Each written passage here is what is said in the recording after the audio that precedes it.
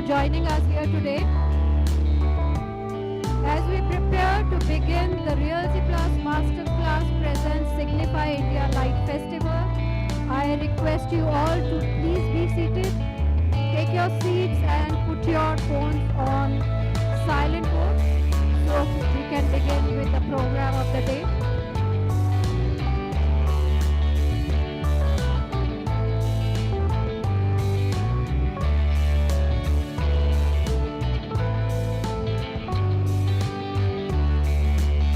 Thank you everyone, please take your seats.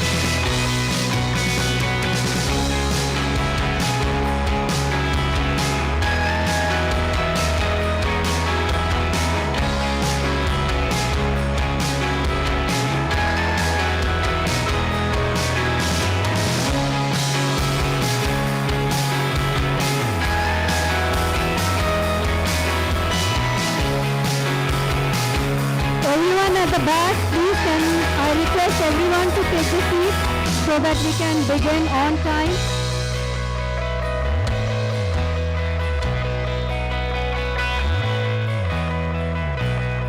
Thanks for your cooperation. Please take the seats.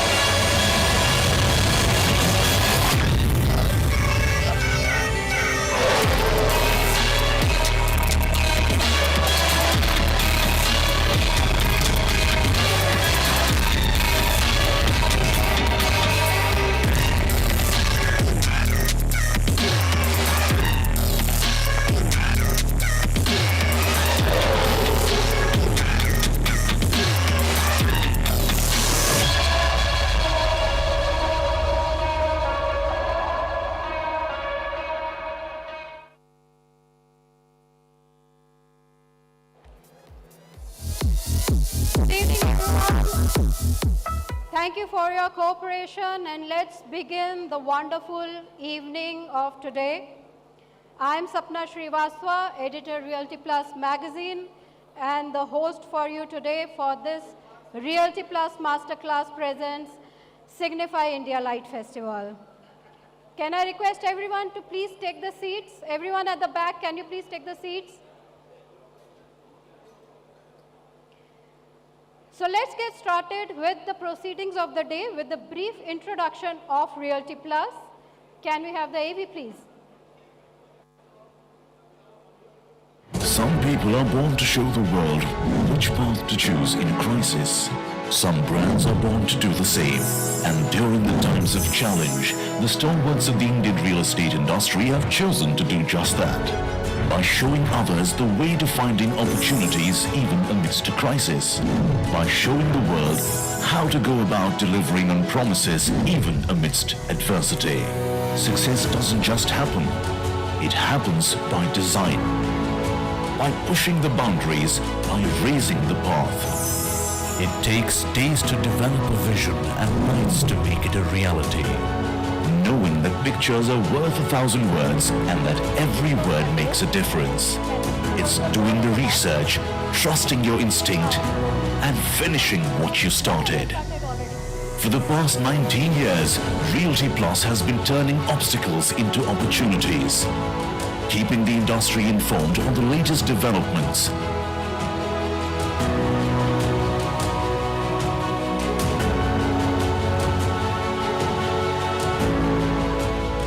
Innovating to inspire debates and discussions.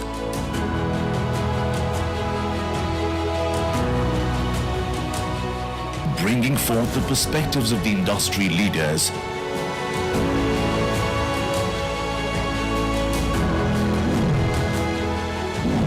Honoring hard work and achievements.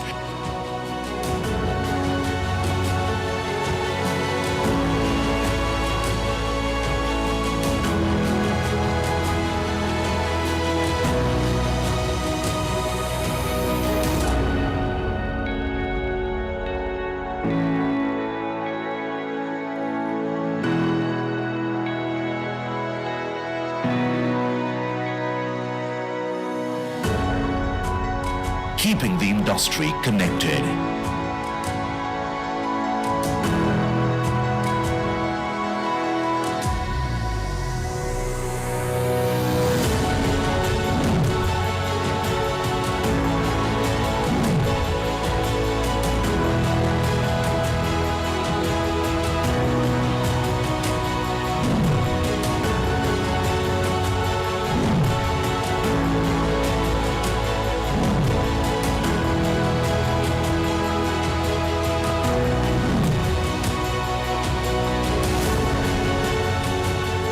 This is what we are built on. This is what we are building.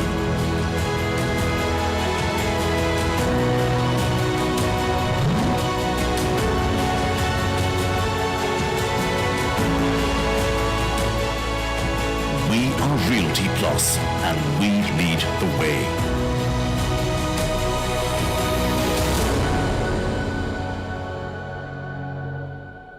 Was a brief snippet of what Realty Plus does and what are our latest initiatives.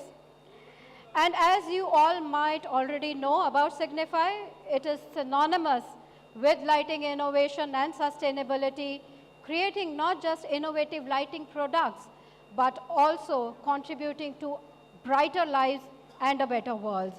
So let's take a look at this very interesting AV.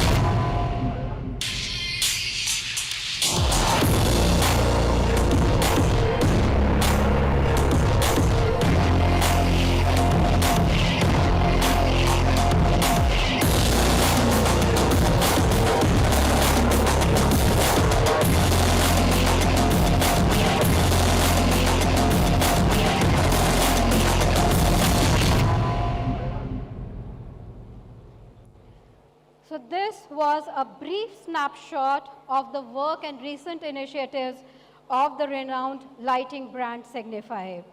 Let's now begin with the Signify India Lighting Festival, an endeavor by the global lighting leader Signify to celebrate lighting beyond illumination. This evening, we will try and understand the interplay between lighting and design, and for that, we have some eminent experts here joining us this evening. I'm sure you all are here. Social media ka zamana hai. I'm sure you'll be taking a lot of pictures. So don't forget to tag us in all your interesting pictures. Our social media handles for Realty Plus are at the rate RP Realty Plus on Facebook and Twitter, and RP_Realty on Instagram.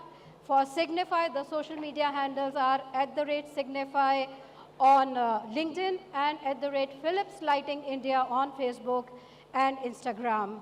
What's more, to make sure these insightful discussions do not stay limited to this hall and this evening and reach out across the country, the event is being live streamed on Realty Plus website, that is www.rprealtyplus.com, and Realty Plus LinkedIn and Facebook pages. Now, coming to today's event, friends, as you would all agree, workspaces, designing the modern workspaces is a challenging field because of all the new concepts that we have to bring in today's workspaces.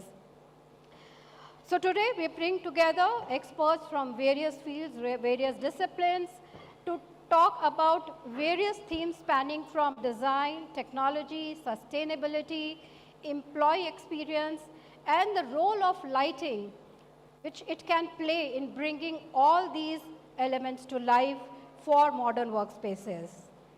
So without further ado, let's begin with the knowledge sessions of the day.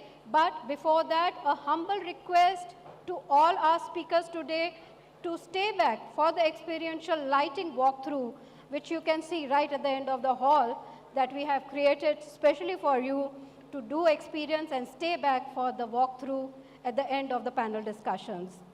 So now let me bring in the first panelist, the first set of speakers on stage, and begin with introducing our moderator of the session for the panel discussion on the topic of creative designs for inspiring workplaces. Let me introduce Arnab Ghosh, Managing Director of Corporate Fit-Outs at Colliers India. Mr. Ghosh, if you can join us on the stage. Arnab has experience with extensive exposure in managing various aspects of project development, including design, cost and construction management across various asset classes. And over the last decade, he has delivered more than 20 million square feet of fitted out spaces for corporate clients across India. Let me now bring on stage our speakers in an alphabetical order. Let me first introduce Fancy George, CEO, Thomas Associates Workplace Design. With over 3 decades of experience with large-scale international corporate office campuses to sustainable projects that follow the philosophy of circular design in retrofit, refurbishment projects, Fancy George always had a deep appreciation for workplaces from people's perspective. Our next speaker, let me introduce Girija M. Rangaswamy, Head of Facilities, India, Texas Instruments. She is a real estate professional with over 20 years of experience in projects across Asia Pacific region, and her expertise includes design, project management, cost estimating, and procurement. She had previously been associated in leadership positions with reputed firms like Nokia, Sodexo, Thomson Reuters, IBM, and Curry and Brown. Our next speaker, let me bring on stage Karthik Sampath, Assistant Vice President and Group Head, Interior Real Estate Corporation.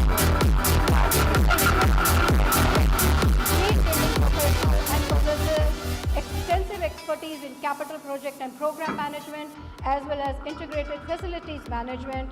Karthik is currently Pan-India multi-site interior real estate, expansion across corporate real estate, commercial, co-working, managed spaces, hospitality, and residential sectors. Quite a big portfolio that you're handling, Karthik. Next speaker, let me introduce Radhika Shinoy, Head for Corporate Real Estate and Services, IDFC First Bank.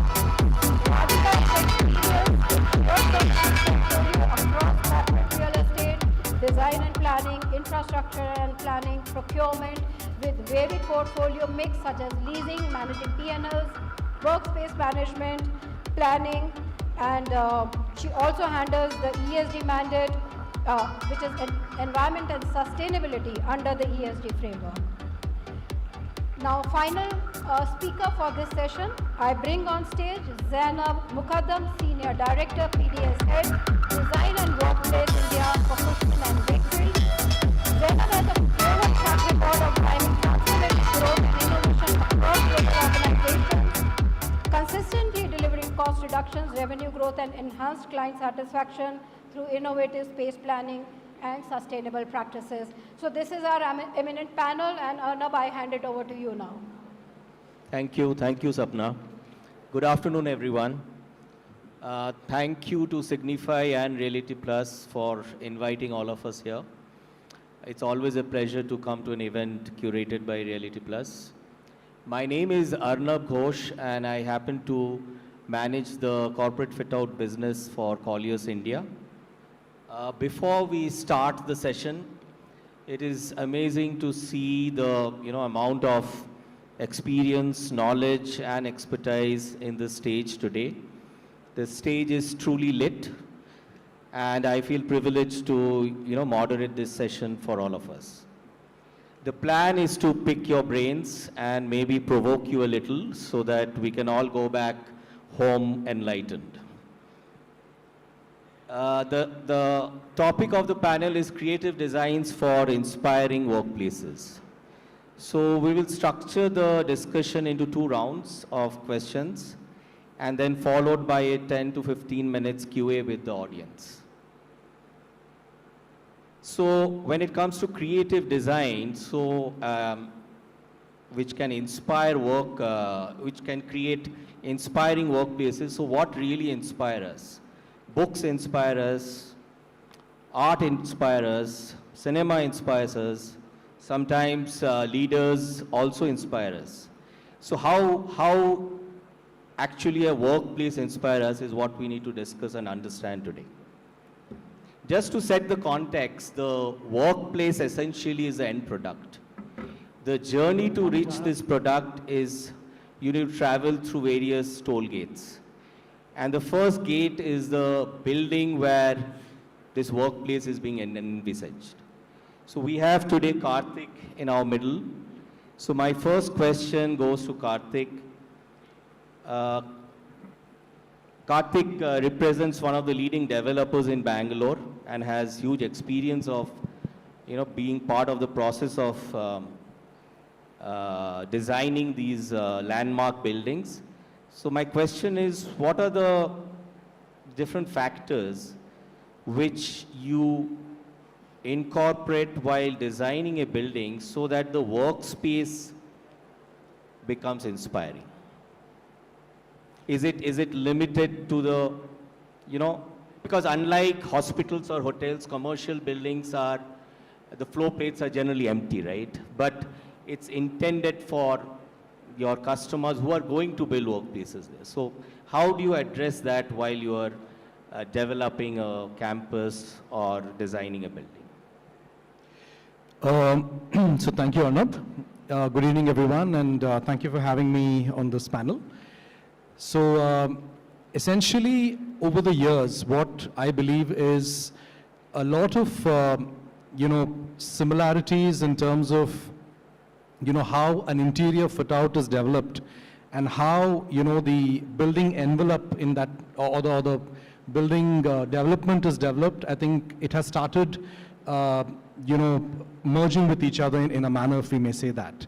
So while we, always look at, the grade A interior spaces that a lot of us have come to see, it's also essential, of course, for a developer to catch up and ensure that that dream is supported with a very class A sort of a development, not just from the technical aspects of it, but also from the amenities that we end up providing. So I think the expectations of our occupier group have also gone up quite significantly over the last few years. And I think it is essential that as a developer, we are able to work towards those expectations, whether it be in terms of developing, recreational spaces or, fitness spaces. All of these requirements are no longer an exception. It used to be so probably a few years ago, but now I think it is expected of a developer to provide a class, grade A developer to provide such, amenities within the space so that the employee doesn't just feel welcome and has a great experience within the office, but also as soon as they're able to step into the tech park or the building of the development, they're able to see that. So I think essentially a lot of these things have started to get integrated within that interior space. And I think the floor plates also now, I'm sure most of your tenants will look at how much sunlight is there in those floor, right? Yes. So, and people want to go for platinum rating and all that thing. And that is to a large extent depends on what you guys are, offering to the tenants, right? So I'm sure that aspect also is being, considered while designing buildings today. Absolutely. I think, as you've just rightly put it, it's no longer, the certifications that we talk about are no longer a choice. I think if it's to be, in the grade A sort of a leasing space, I think it's essential that we are able to bring in that certification right from the very beginning in terms of choice of sustainable material, as well as, the overall design. I think it's essential that we do that, and I think a lot of our developers in our community have started offering such solutions to our occupiers. Yeah, in the past, it was difficult to have a creative design when your hands are tired in the beginning, right? So I think things are changing and changing for the better. Changing rapidly, yes. Yeah. So now that we know what we should be doing in the building to make the process of designing workplaces better and easier, let's go to the next gate, which is the design brief, is where the client articulates the intent and defines the expectations he has from the workplace. So we have Radhika here. So my question is for Radhika, is how important is a design brief in the process of creating inspiring workplaces? And please tell us what an ideal design brief should be touching for the designer as a touch points. And does the culture of an organization influence the workplace design? Thanks, Arna. A very relevant question even before we start discussing design. And how many finance professionals here by mistake, by any chance? Because they are the ones who stop us from designing and from thinking aloud, right? Cost is something which is very important even before we start giving the brief. We have the per square feet already defined even before designing, right?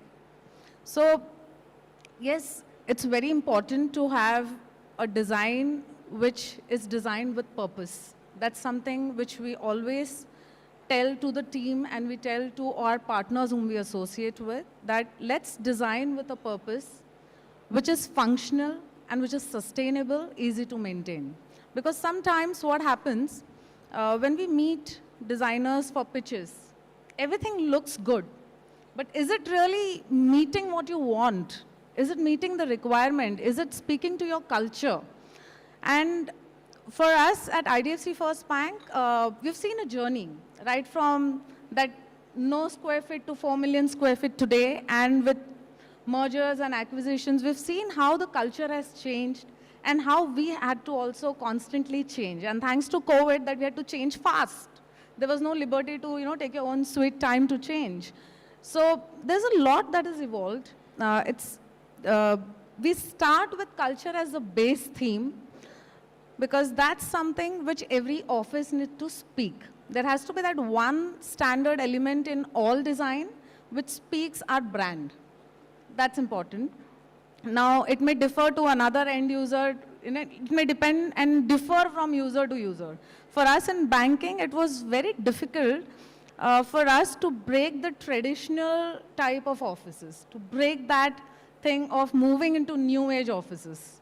So that is something which we faced, and I faced, I can say, on every aspect of designing. Because the minute you say you're designing for a bank, people come up with limited collab space or no collab space at all, and traditional workspaces with some funky workstations or modulars or different kinds of modular workstations. But there's a lot that has changed and it's changing. We're a young bank. We're doing a lot more on the digital side. Our seal itself says ethical, digital, social good.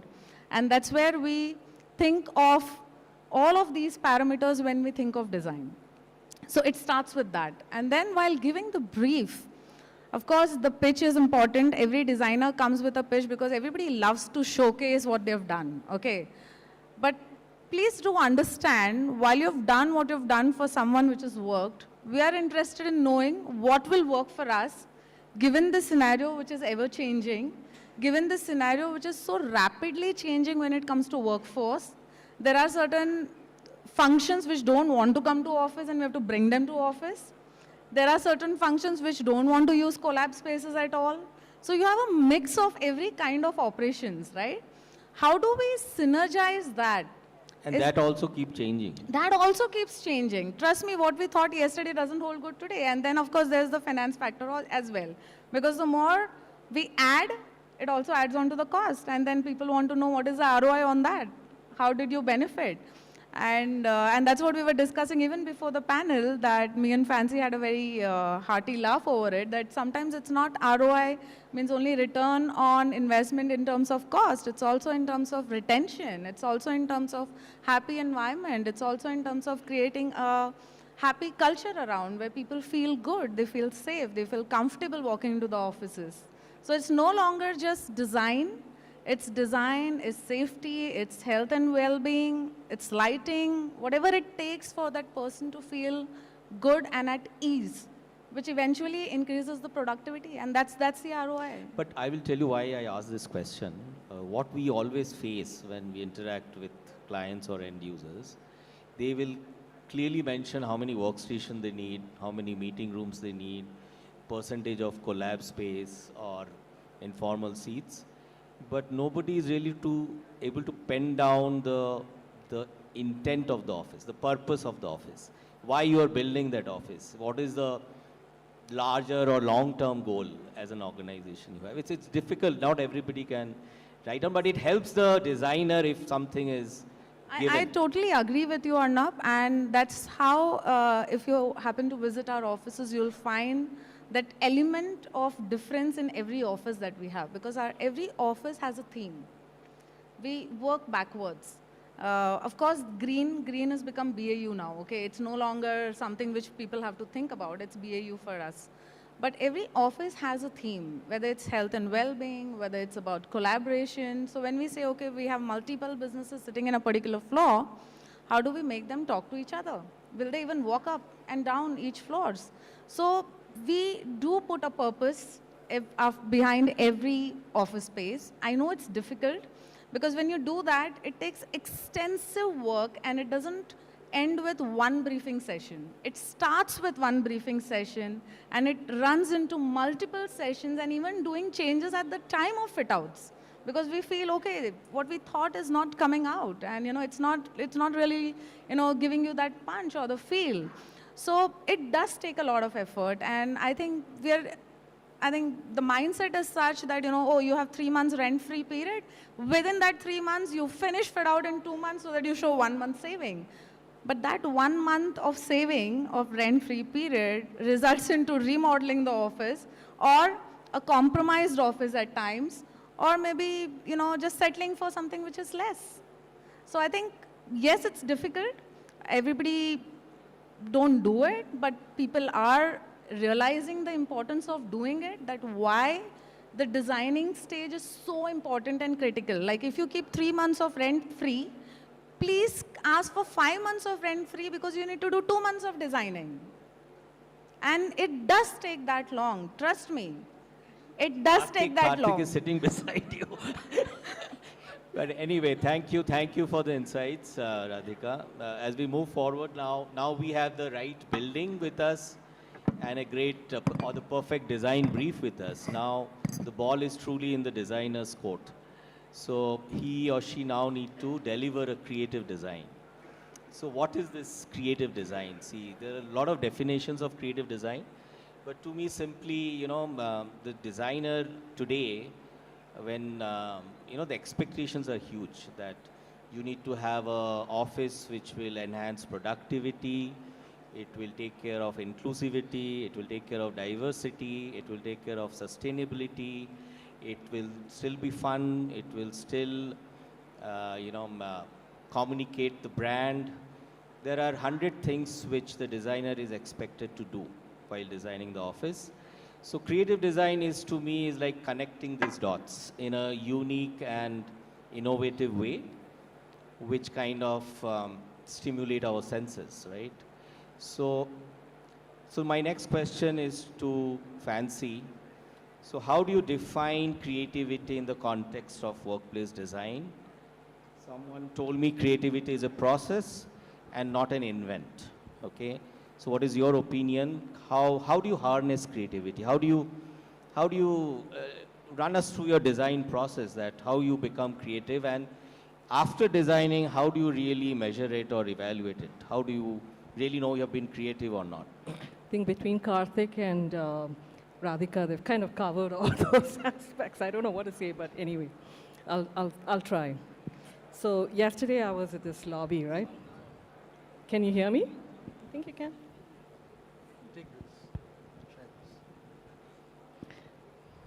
The beautiful lobby. It's okay. It was a beautiful lobby, and I walked in there, and it was just really lovely, very nice. But I thought there was just something missing.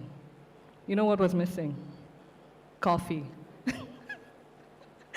So it's about actually literally, getting into the, you spoke about the brief, you spoke about the building. What would have been nice, honestly, was to have that lobby look into maybe some space where there was water, there was a lot of landscape outside, you could have possibly walked out into some green space, and then the smell, possibly like a fragrance in there, coffee, smell of coffee, all of these things.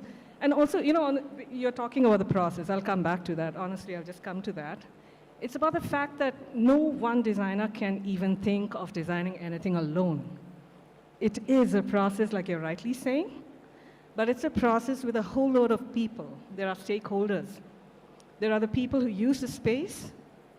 There is the project manager who's going to drive the whole process, not 3 months.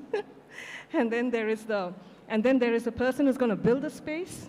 Then there are the people who are going to use it.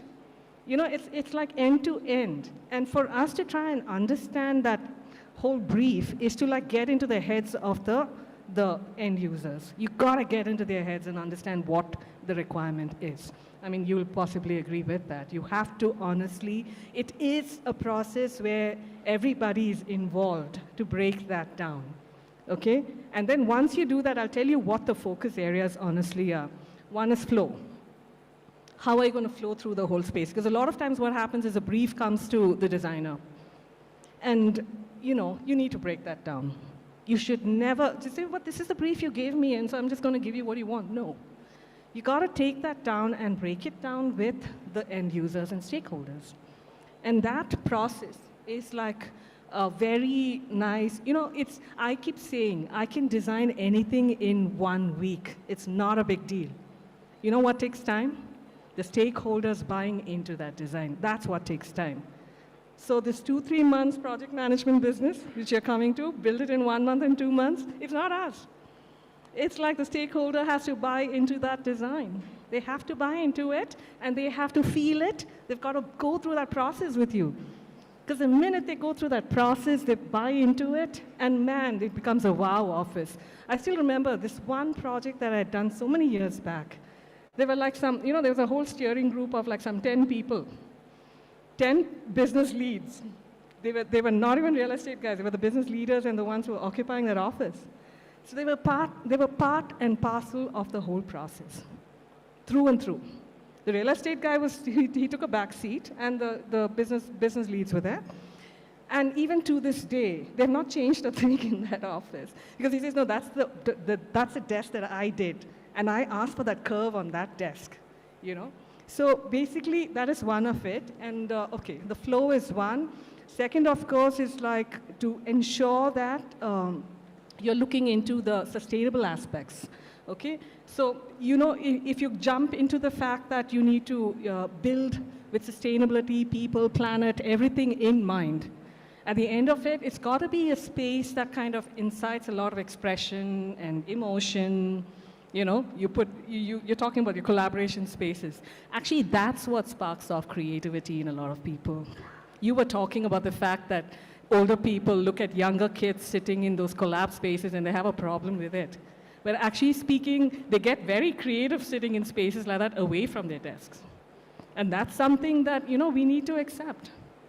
You know, and that we can possibly do it through the process of explaining why those kind of spaces are required for, you know, workplaces today. Lighting. Lighting is the bigger thing, really, Sumit here. We keep talking about it as well. It's like you need to, you know, there is lighting which emulates daylight inside your workplaces. And that's actually healthy for you. So what is the purpose of lighting? We need to stop putting in like beautiful, creative, you know, beautiful. It's not about the fixture. It's not at all about the fixture. It's about the effect of that light on the person who's going to use that space. So the purpose of lighting, we spoke about that. What's the purpose of lighting? What's the purpose of the space? And what is the purpose of the desk? What is the purpose of this little area that you're creating here? Everything has to have some, you know, purpose to it. So, I mean, I can go on, but yeah, these are just some of the things that I can come with. I think you talk about lighting, na? I feel that most of the architects are very good in, you know, knowing the materials. Oh yeah, the look material. and feel and all that thing. Of But I course. think today's offices the architect needs to know about the science of lighting, what light works, what doesn't work. Do you feel like they know enough, or? No, I don't think That's so. why But this I feel masterclass as is a required. professional, the designer community need to, you know, at least have a refresher course on lighting.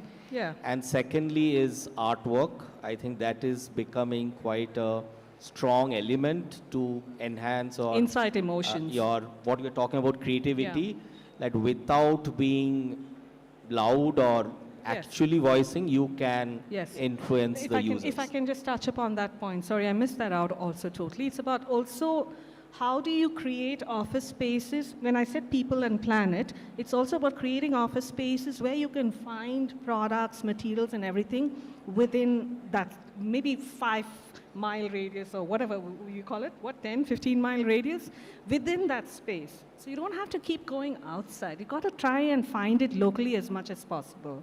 And the other thing is engaging community, engaging a community of artists and inciting emotions in the people who come to work in that space, because they should feel connected to I am everything seeing that's happening nowadays a there. lot of offices are actually, the designer is going and, you know, picking up some local handicraft. Artists. Yeah, we've done that a lot and actually. using it as a portal in Yes. a corridor. Yeah. No, You know? what we're doing now is, you know, Wayanad, there was this landslide. And we had actually kind of And in a shortlisted modern lot of office. artists from Wayanad, the landslide. And they lost their studio.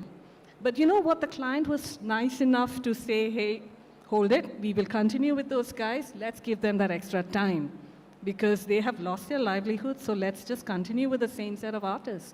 I mean, that's like a conscious client. I mean, that's a conversation again, right? Yeah, sure.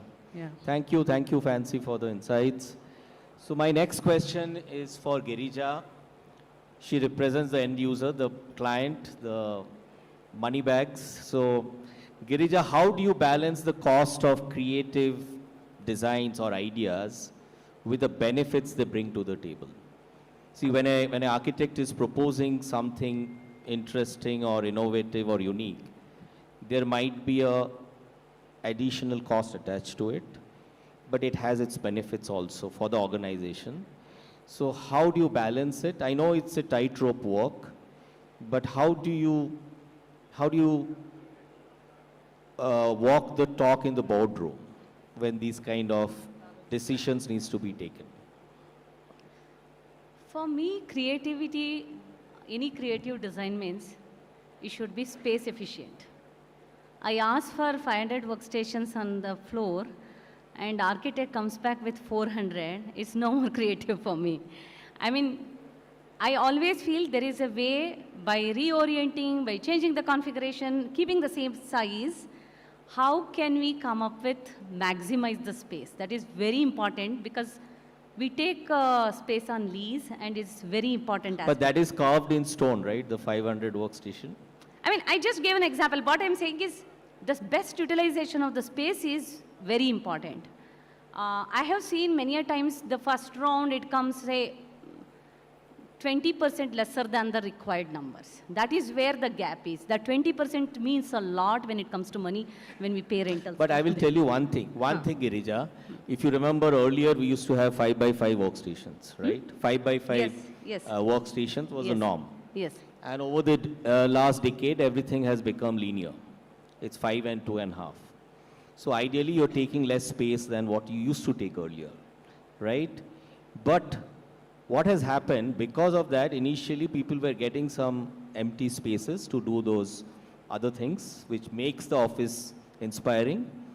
But now again, I can see again there is a trust back that, okay, we have this space, so let's have a 120 square feet density than 100 square feet density. So I feel when you're talking about your workstation ask, you need to have absolute clarity why you're asking that.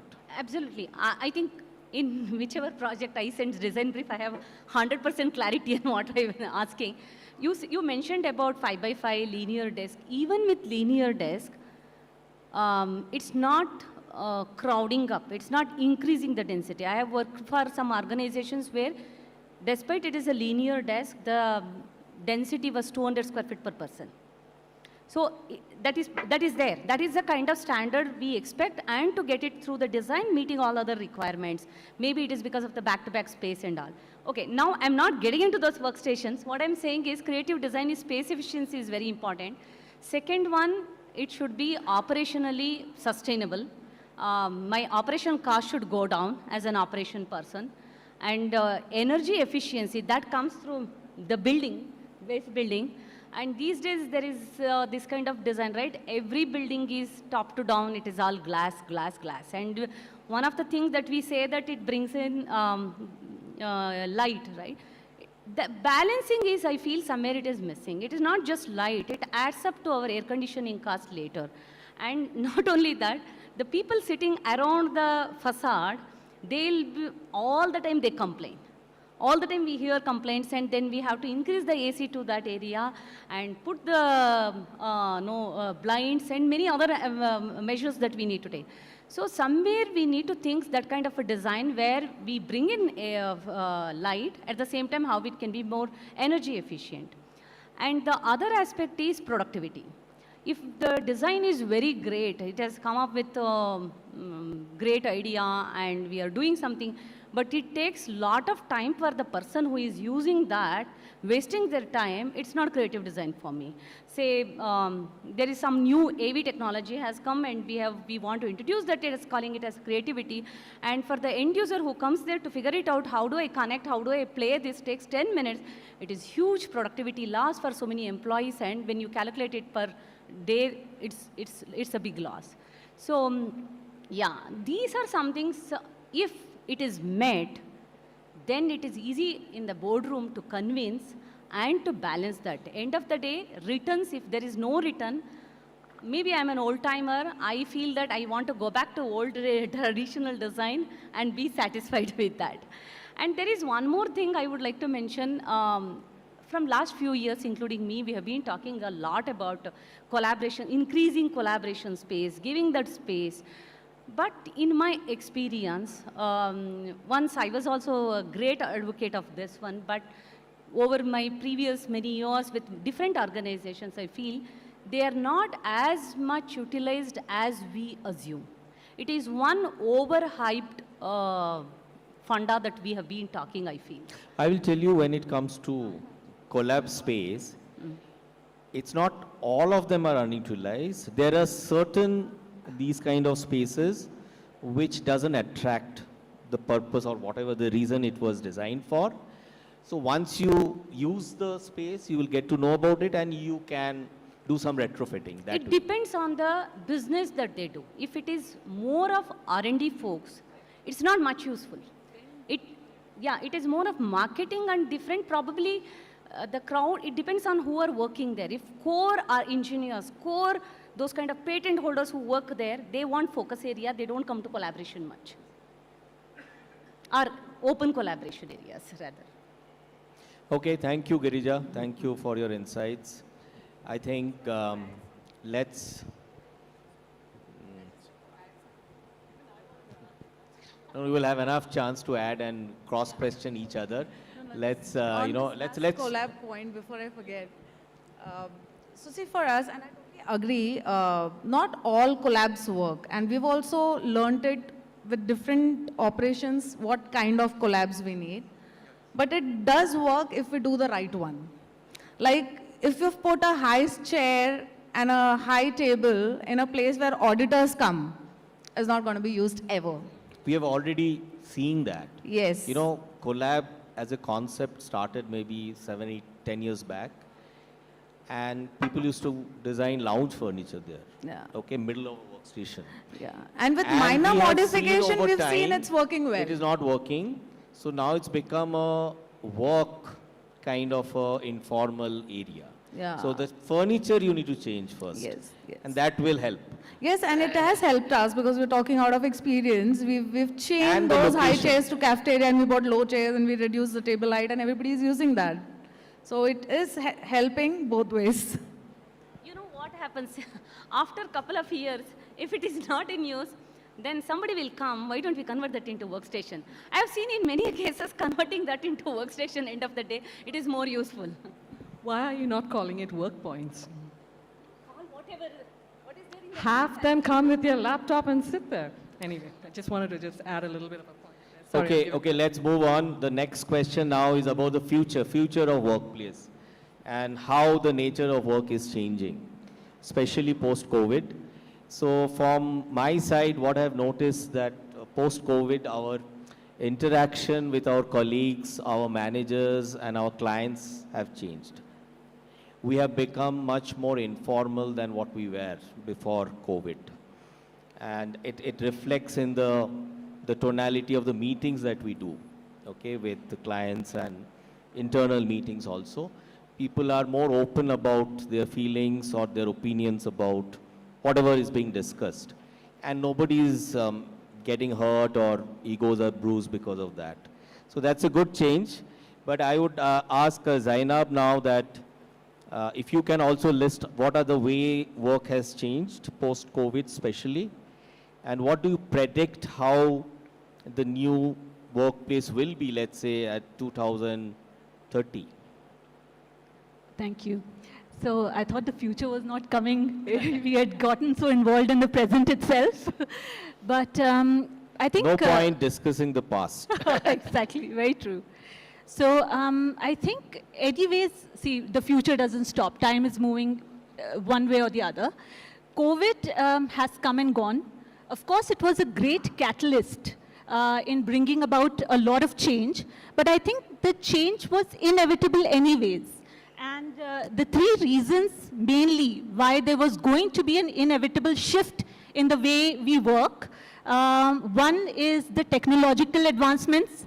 Technology is literally changing the way we work. Of course, it was accelerated because of COVID. The second reason, I believe, is Gen Z. The introduction of Gen Z into the workforce. The way they think. I mean, most of us have kids here, so we will kind of, relate to how much control they want over their space, their time.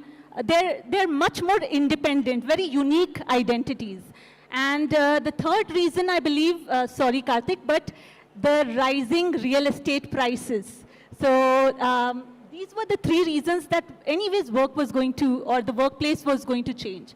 But post-COVID, the design outcomes have been very interesting. In my experience, I find that there are 5 main buckets sort of in which the workplace design is falling in. And to add to the many, many sustainability, technology, well-being, all of those things that you said, one very important item that has come up is flexibility. So, we want adaptability, modularity, and the second important term is resilience. So workspaces have to be a lot more resilient to withstand. COVID has come and gone. We don't know what's next. So the workspaces have to be able to kind of adapt to changing and volatile times. The 5 buckets that I spoke about, one of them, of course, is the flex work, the emergence of co-working, managed office spaces, which was not so prevalent before, but it has become a major topic now. The second formation that I see is the clubhouse, in which kind of people come in, the employees come in, they collaborate, but then for the focus working, they want to go home, they want to kind of, go back to where they work best, and productivity is of course, most important. The third is the activity-based workplace, where you have, people go through a variety of work settings. I think all of us are very well aware of how activity-based workplace works. Of course, there are organizations. We're seeing so many different opinions in how the office should be emerging on this panel, and we're just a few, right? So you can imagine the plethora of different views, cultures, functions of different organizations. So some organizations do work well fully virtual as well, fully remote, like Altasian, NVIDIA. These are good examples of fully remote work from anywhere kind of workspaces. And of course, the fifth one is the most controversial one, which is like Tesla, which says a fully return to office mandate. So in fact, I just read an article from Amazon the day before. They have also given a 5-day return to the office. So although the future is very hard to predict, we can be ready. But I do believe these are the 5 major buckets in which workspaces are kind of, one or the other suits most needs. But I think that what I talk about the informality today, so even if you're asked to come back 5-day a week, organization need to give the rope to their employees to, as long as they're able to complete their work, which they have been doing during COVID. I don't think there should be too much of stringency on attendance and all that thing. You are expected to work in the office, but we are okay if you leave early or come late. That's what will make the difference. Absolutely agree, yes. Yeah. Thank you, Zainab. So that's the end of round 1. Round 2, to make it more interesting, what I will be doing is giving 2 choices to each of the panelists, and I would request them to choose one and tell us the reasons why they've chosen that, right? So we'll start with Girija. Girija, I have one 35% informal seats or 25% informal seats in a workplace. 35 and 25. Let's say out of your 500 workstation, 35 will be informal. There will be work cafe or whatever. He has given only 2 choice of between this, so I would go with 25%. Now you need to tell me why. Why 25 and why not 35? I'll continue with what I said earlier. People, it works very well. There is a project I have done, 50% informal seating for a marketing crowd, where it works because they don't stay at office. They all the time go out. Whenever they come, they need some space, and it could be even smaller workspace. It works, and it perfectly works and saves real estate, especially in very expensive spaces like Tokyo and kind of countries, but cities. But when it comes to R&D crowd, I would say very small percentage, because the focus work, the workspace itself will work for them as collab, because they interact together. They call a couple of people around them. They can't take their laptop and show their design, everything. They call them, they together collaborate in the workspace. So I would rather go smaller percentage. Yeah, I think the answer lies with the kind of organization you are. Yes. It depends on the kind of work people are doing, Yeah. because I've been to Flipkart office, so Yeah. there might be 50% informal. There, Yeah. people are sitting on the ledge and working. Yeah. That way they can work, and there's no problem in that. But it depends on the organization and the culture what they've And created. even within the organization, different BUs would like to have different kind of a setup.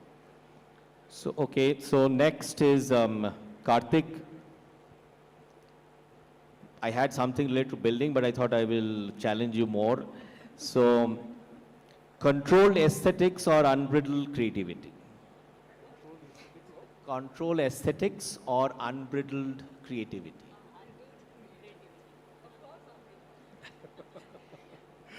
You are an architect, right? I'm luckily not one. Okay, luckily. So it would be interesting to see the. So, And in context of a workplace design. so again, I think it's more of a, while it's great that the question is so difficult to answer in a manner, but then, yeah, you'll have to have the balance of the two. Essentially, I think it all will again depend on what Girija was mentioning in terms of what you can try and balance between what your employee wants and how much money do you have in your pocket.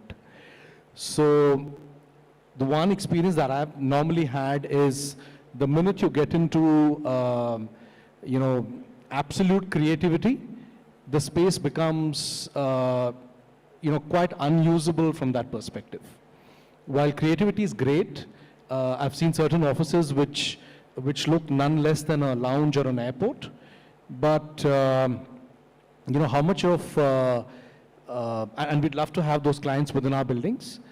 But again, what's important, if I were probably designing that space, is also how much of value, that space is able to add to the overall picture. While yes, there is no end to creativity. Creativity can be anything.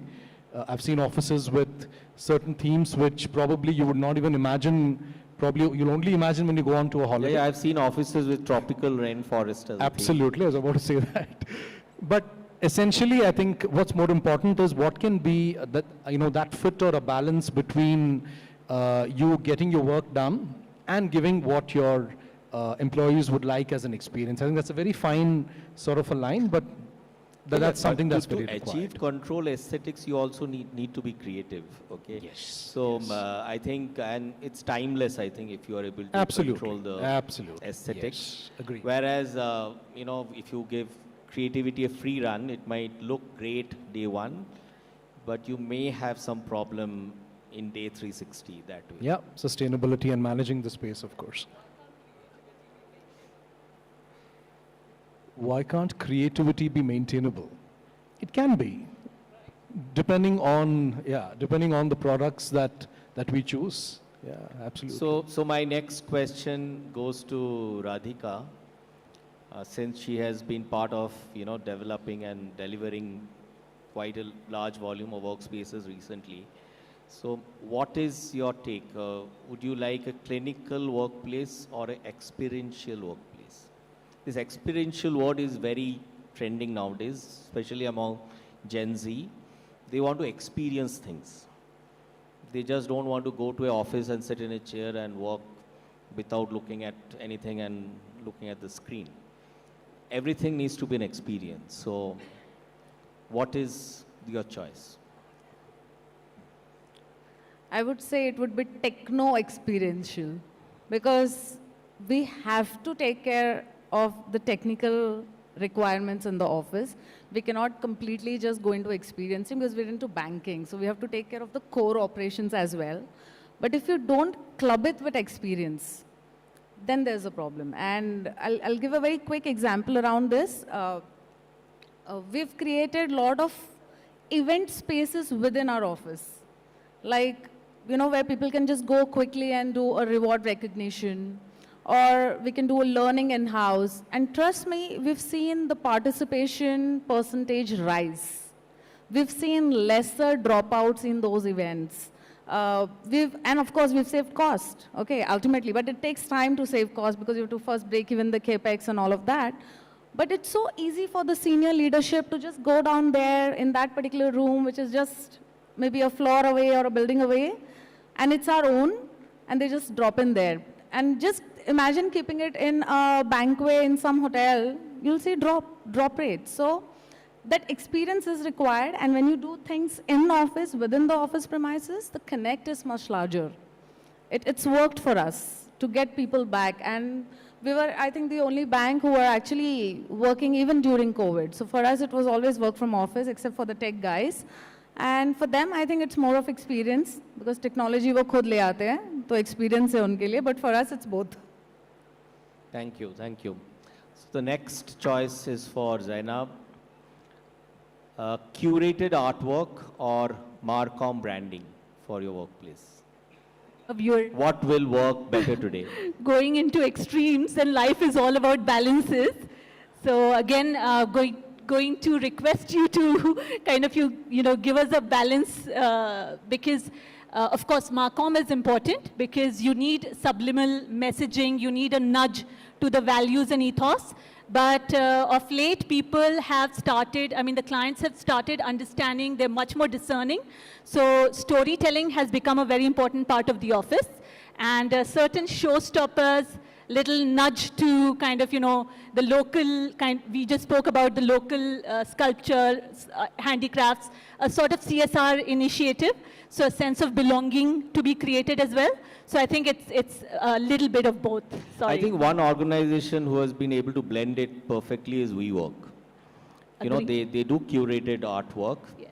They don't put a WeWork brand anywhere as a graphics, but the artwork is WeWork. That's what identify them as. That's their spaces. So it's interesting. I think there's a lot of merit in looking at art now to enhance your workspace experience.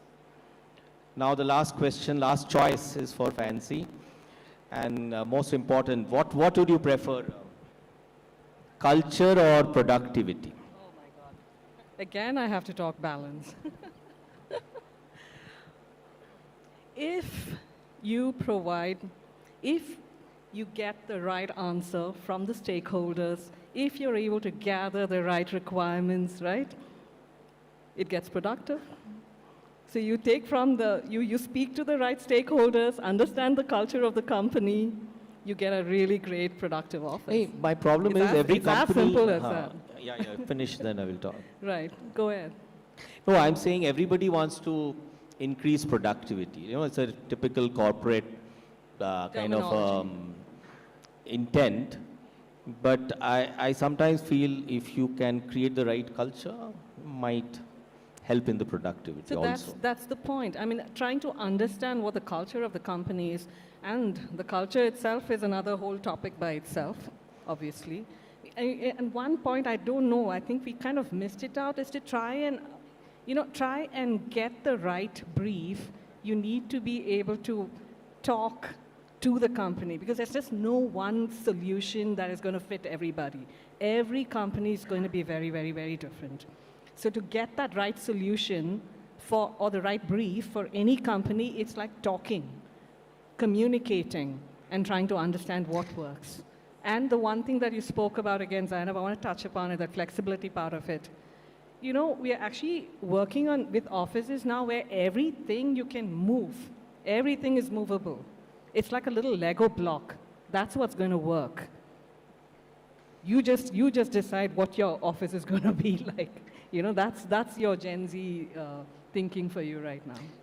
I have an interesting question for you. If as a designer, can you create a culture in the workplace that you're designing based on the design brief, even if you don't believe in that culture? Yeah, that's a good one. Answer. Example. Like as a professional, you have to do that. You have to deliver. I guess I wouldn't pick that project if it wasn't like touching me, touching base with me somewhere. But yeah, see, it's honestly about understanding what the company culture is about and providing for that. I'm not sitting in it. Correct. It's the clients and the end users, and they are the ones who are sitting in it. So if they say they don't want so many, breakout spaces, collapse spaces, that's fine. We can work with that. But at the end of the day, it's my responsibility, I think, to talk to you and say, hey, here are the uses. Here is where you find value. This is what you should do. It's up to you to listen to me or not, and then take the right decision, right? Yeah, influence or get convinced. Thank you, Fancy. So now we have finished our round of questions. I now would request questions from the audience. If anybody has any question. If anyone for the has a panel. question for Arnab. Yeah, please.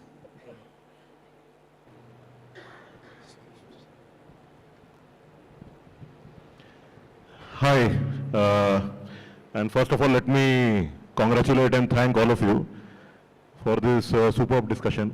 I mean, I was completely engrossed, and I think very, very interesting. And Arnab, you could give a tough competition to your namesake for sure in such panel discussions. Okay.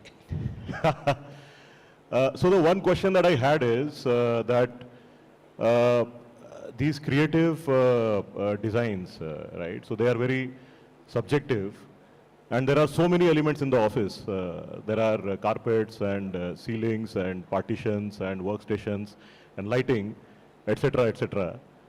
So which of these is the most difficult one to decide, right? To decide on when it comes to putting in that creativity here, right? So that is question one. Question two is when you're thinking about the project, right? I'm sure there'll be a sequence in which you think about the project. Where is it that lighting comes in that thought process when you're trying to build up that project with all the creative inputs and the buy-ins which are to be taken from the different stakeholders, right? That is question two. Right. Question three, maybe I will ask all of you all off the stage. So, yeah, two questions. So who would like to take the first question? The first question, if you can repeat it. Because Which element in the design is the most difficult to be, or the difficult one when you're doing a design or being creative as a design element? You're touching upon like different things like carpets, this, that, and a whole lot of things. I think it's not about one. It's about everything coming together and making it work. That's what a creative process is. Like we spoke about storytelling. How do we bring a story into any workplace? Let's say you're bringing a concept of, I'm just throwing something out here. Let's say like a metamorphosis or something like that. And when you're thinking about a concept like that, you break that down. You break that down to finishes. You break that down to ceiling. You break that down to flooring. You break that down to many different things. And that is that is how a story is being told from a concept. Take it into finishes, and the finishes get applied. Right? There's no one thing. It's just everything that comes together at the end of the day. And secondly, I just want to touch upon lighting because I spoke about this as well. It's when you design lighting, you're right. I mean, where does it come in? Honestly speaking, it's got to be about walking into a space and feeling light rather than seeing a light fixture. We spoke about that, but that honestly has to be it. Like how do you emulate outside, inside? How do we not see a fancy fixture but feel like you're in daylight but in an office sitting in there? Hopefully when you come to that sometime, the light fitting itself, I think there are some out there now in the market, right? Bringing something like that in to try and emulate out to in should be the future of the way we think of lighting.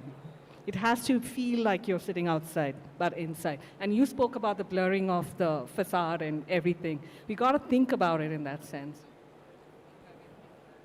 I just want to add, maybe on behalf of architects, though I'm on the other side, but still we work together with architect to convince our internal customers. The difficult part would be convincing about the aesthetics and colors and other things. Whereas we together probably would have designed, but there is this one, anybody who builds a house or builds their interiors for a flat, everybody assumes themselves are the expert. So 10 people will come up with 10 different ideas. That is the most difficult part during finalizing the design. Yeah, it's very prevalent in Bangalore. No, I Everybody think is very passionate about their workplaces. No, I think one of the maybe a very interesting portion of or part of design is every time you look at the same design, you keep coming with different thoughts and ideas. So at some point, we will really have to say, let's stop, because it's wonderful to receive so much of feedback, but then if you continue receiving this feedback, you'll never build for the next probably X number of years, right? So I think, yeah, it's a very careful blend, as what you are saying, between what the final expectations are and what, you finally want in that space. I think generally the gap there is quite huge, but yeah, I think the designer also works very closely with us to see how we can bridge that as much as we can. I think to your second question, when does the lighting element comes when we are designing? I think it should come during the concept design itself. See, when the architect is designing, keeping light as an element, that happens during the concept. If you don't have it in the concept and you leave it to the lighting designer, you might not get what you really wanted. Just want to add, the question is nice. What is the most difficult thing to design? I think what is most difficult for most of us is what we least understand. And I think you made a very valid point, Arnav. We should have crash courses in lighting, because this is a subject not most architects or interior architects fully understand or appreciate. So, The most difficult, by the way, is the facility manager, because he's only worried about how he can clean the floor. But even before the session started, we were just discussing very briefly that, when it comes to lighting, as laymen, as users, we don't know what's wrong in the office. We suddenly start saying, dull lag raha hai. It's looking dull. It's not giving that vibe. And then people will start working on carpets and start working on painting and putting some nice antiques around without even thinking that, oh, it's the light which is actually not right. And unfortunately, I don't see that many lighting consultancy being incorporated in the design stage. It's just about the lux levels, that's all we know. Nobody knows how exactly it impacts your productivity and how the same light works during the day and at the night. And another problem is most designers are choosing lights based on how they look and not how they perform. Yes, Yeah. yes. So any more questions from the audience? Yes, Mr. Rudresh.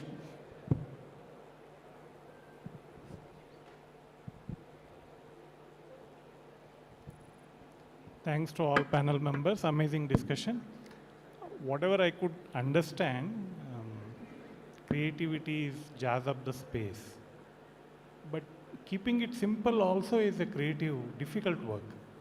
Is simple office boring now? Simple, functional, neat office boring?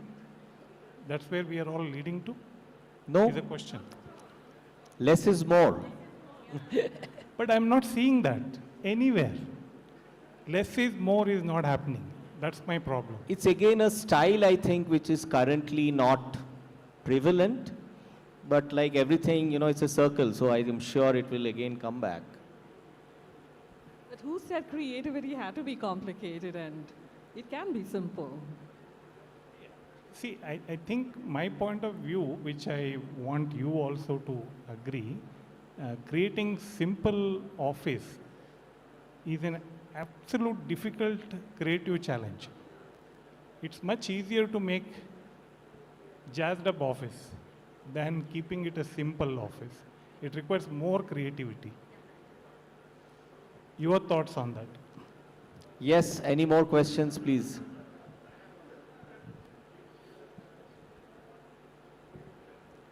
Sir, you need to speak a little louder.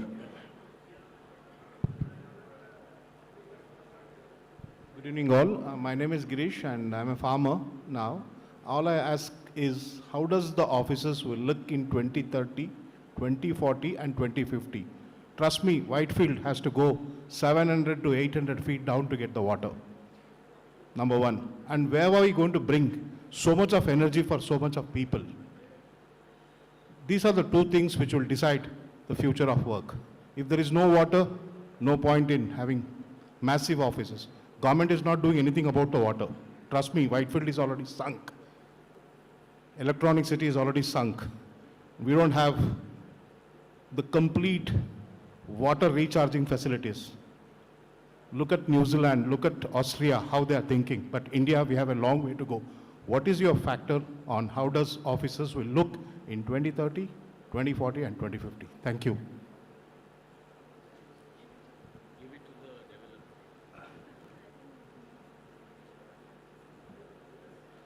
So I think you have a very valid point. Essentially, I think one thing that developers have also been doing is building offices within these very, very congested communities or these very sought after so-called communities. I think is working out very expensive for the overall developer as well as finally for the customer as well. So essentially, there's been a lot of diversification. Even if you see, as an example, if you see Bangalore, while you talk about Whitefield, while you talk about Electronic City, but we should also be talking about Bangalore North. There is a lot of opportunity that is, coming up in Bangalore North where while somebody working in Whitefield or, Electronic City may not have really thought about making that shift 5 years ago, but then today, I think, given the way the metro is connecting and so on, I think there is a lot of shift that, developers are also looking at. So it's no longer, just building within one already, sort of a stressed sort of a community. And it's also important for us to understand that, yes, resources are scarce. The design in itself for the building can only do that much in terms of ensuring those scarce resources are used properly. But beyond that, there is that minimum requirement of those scarce resources. You really cannot do without it. So you can't, electricity is something we can all say we are going solar, and so on and so forth. But water is something which is a true concern in many ways for all of us.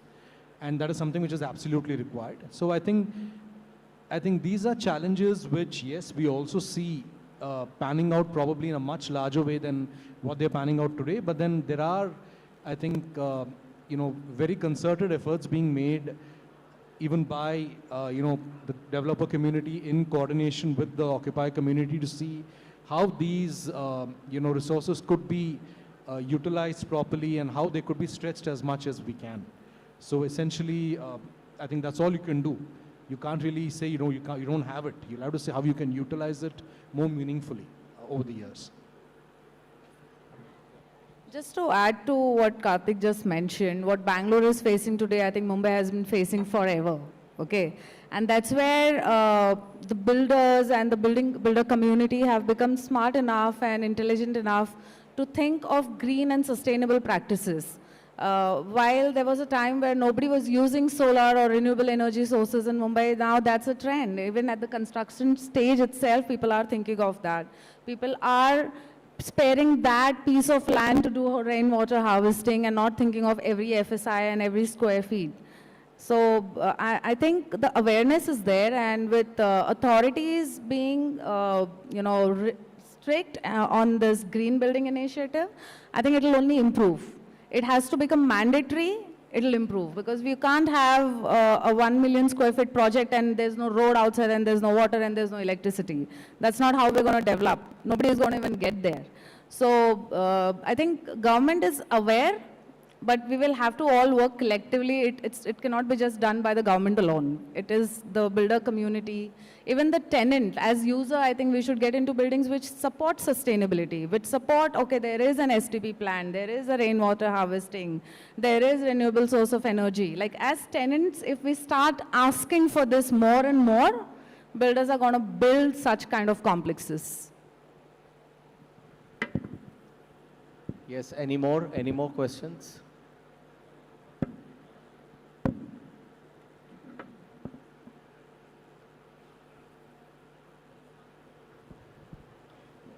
Hello. Yeah. Yes.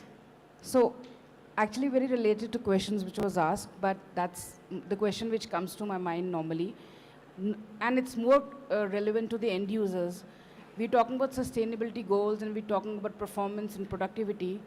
But do you think, I just wanted to understand, do you think the creative designs, and you talked about creative aesthetics, is putting sustainability, performance, productivity, to an extent at backseat, and we are like many organizations are, putting a goals of 2030, 2040. Will be able to achieve that, and when you get a design brief from a perspective, how do you balance that? It's never put on the back burner. It is in the forefront. As I mentioned, creativity is about connecting those dots in a unique way. Yeah. You don't lose sight of your goals as an organization or as a designer. So you need to achieve all those goals that you're set for the workplace and still be creative about it. Your design cannot just be praised in isolation. Yeah. Design, when it works only, it's praised. And I don't think it's creativity which is the, the showstopper here. It's in fact the budget, because all these things cost more. So once we realize and appreciate the importance of this and budget for it, creativity will follow. Sure, thanks.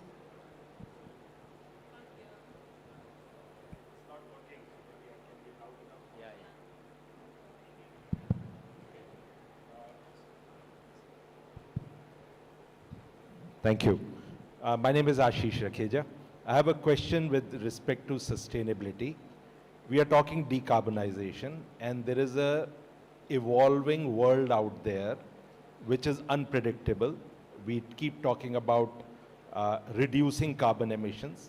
We speak with respect to the building designs, a lot of things, but what happens to the workplaces? How do you see those changing, evolving, adapting? What do you see, like the question which was asked, 2030, 2040, 2050, because that's when the carbon neutrality would be real. So how do you see that changing in the workplace design? I think material will be a key element which will change. Obviously, the MEP part also is evolving to make it more efficient, more energy efficient. But material and the energy part of the workplace is what needs to take the, the forefront. So I just wanted to add to what you're saying. I think the bigger problem now is like there's something called Earth Overshoot Day, which I don't know if all of y'all are aware of that term. Rudresh knows It's long about gone it. already. Yeah, sorry? Long gone already. Yeah, We overshot exactly. it. We're past that. It's like now, it was, in this year, it was in August. The Earth is producing much lesser than what we are able to like kind of use. So I think the problem solving here would be to try and use materials that are already in use, which is that circular economy that we're talking about, right? Circular design in a larger way should be like applied into all of our workplaces. As much as possible, reuse. And I think Signify, I think you have the same problem, the same thing, right? You are able to take back the light fittings and fixtures and reuse it and repurpose all of them. I mean, these are the kind of solutions we have to be looking for.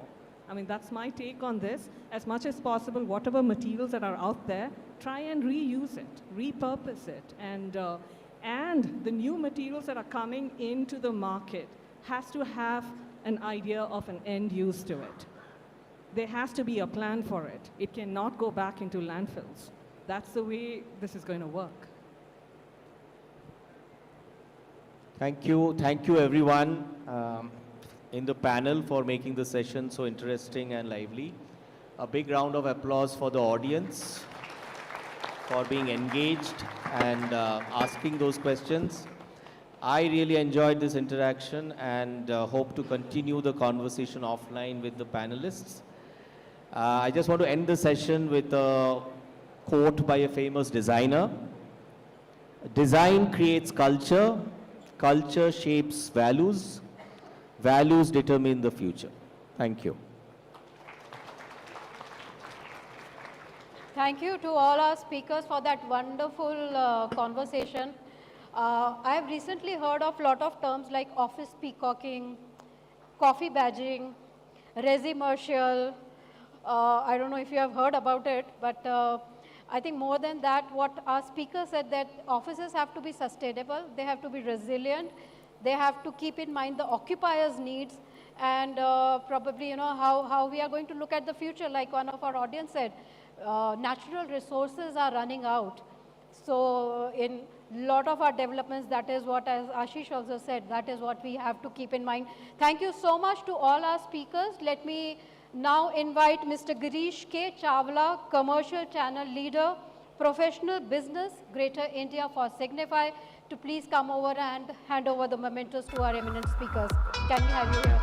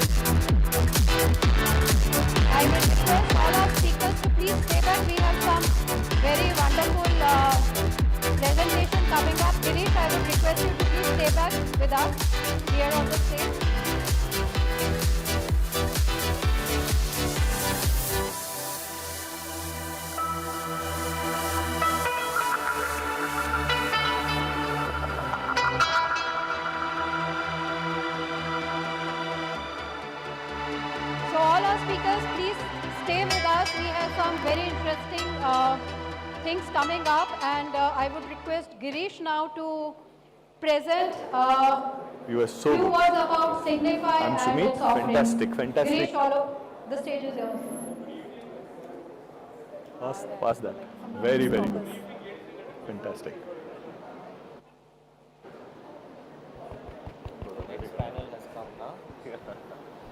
Good evening, ladies and gentlemen. I'm Girish K. Chawla. Thank you all for joining us today.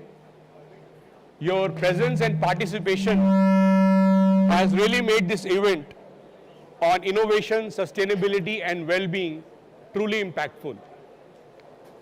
Thank you very much. I will also take the opportunity to extend my deepest gratitude towards all the panelists, the speakers, who have shared their invaluable insights and pioneering ideas.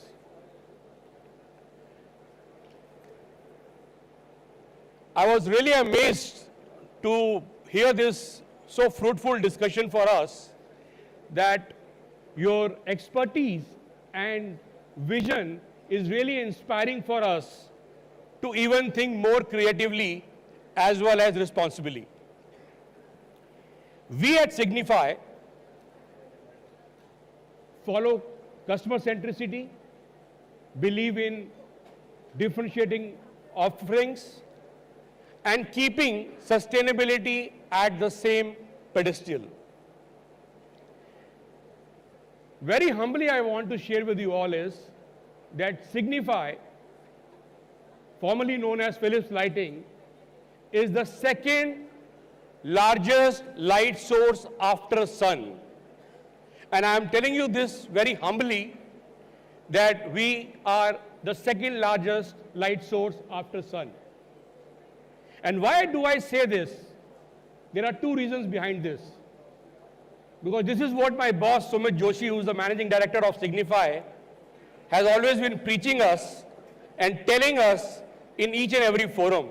He always takes pride, and that is what I have learned from him. But at the same time, that also holds true because we are globally #1 lighting company. We have a turnover of 7 billion euros. We are operating in more than 70 countries. We are investing 4.5 to 5% of our revenues to research and development. So we are investing in innovation. Everybody is investing in innovation. Nowadays, if anybody has to survive or anybody has to sustain their business, I think they have to innovate. But you cannot stop at innovation. I think the most important thing after innovation is sustainability, at the same time, the well-being of the individuals, of the consumer, of the customers. And when we talk of well-being, we also talk about productivity. So I think that is what we were hearing out of all the creativity, that we have to have a sustainable environment. At the same time, we have to provide a workspace to an individual so that one is he can feel happy, he can stay active, and he can be more productive for the company. So I think innovation, sustainability, well-being, and productivity are at our core. And with that, I would like all of you to see one video on sun.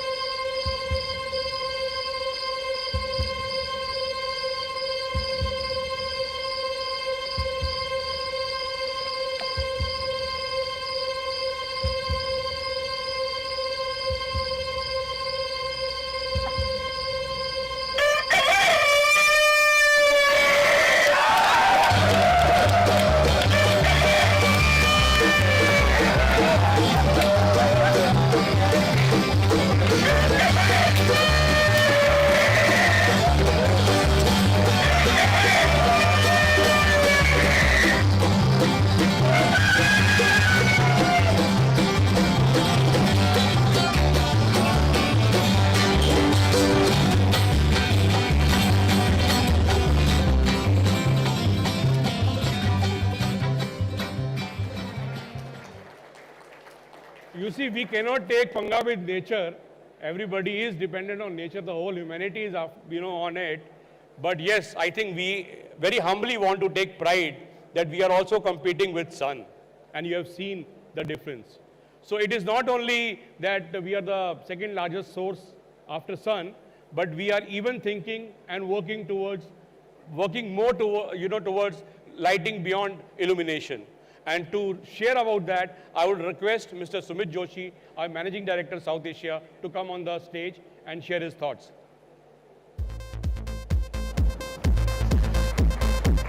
Thank you, thank you.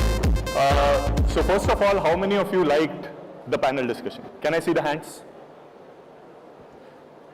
This goes a long way. I think all the panel members deserve a huge, huge round of applause. Let's give that.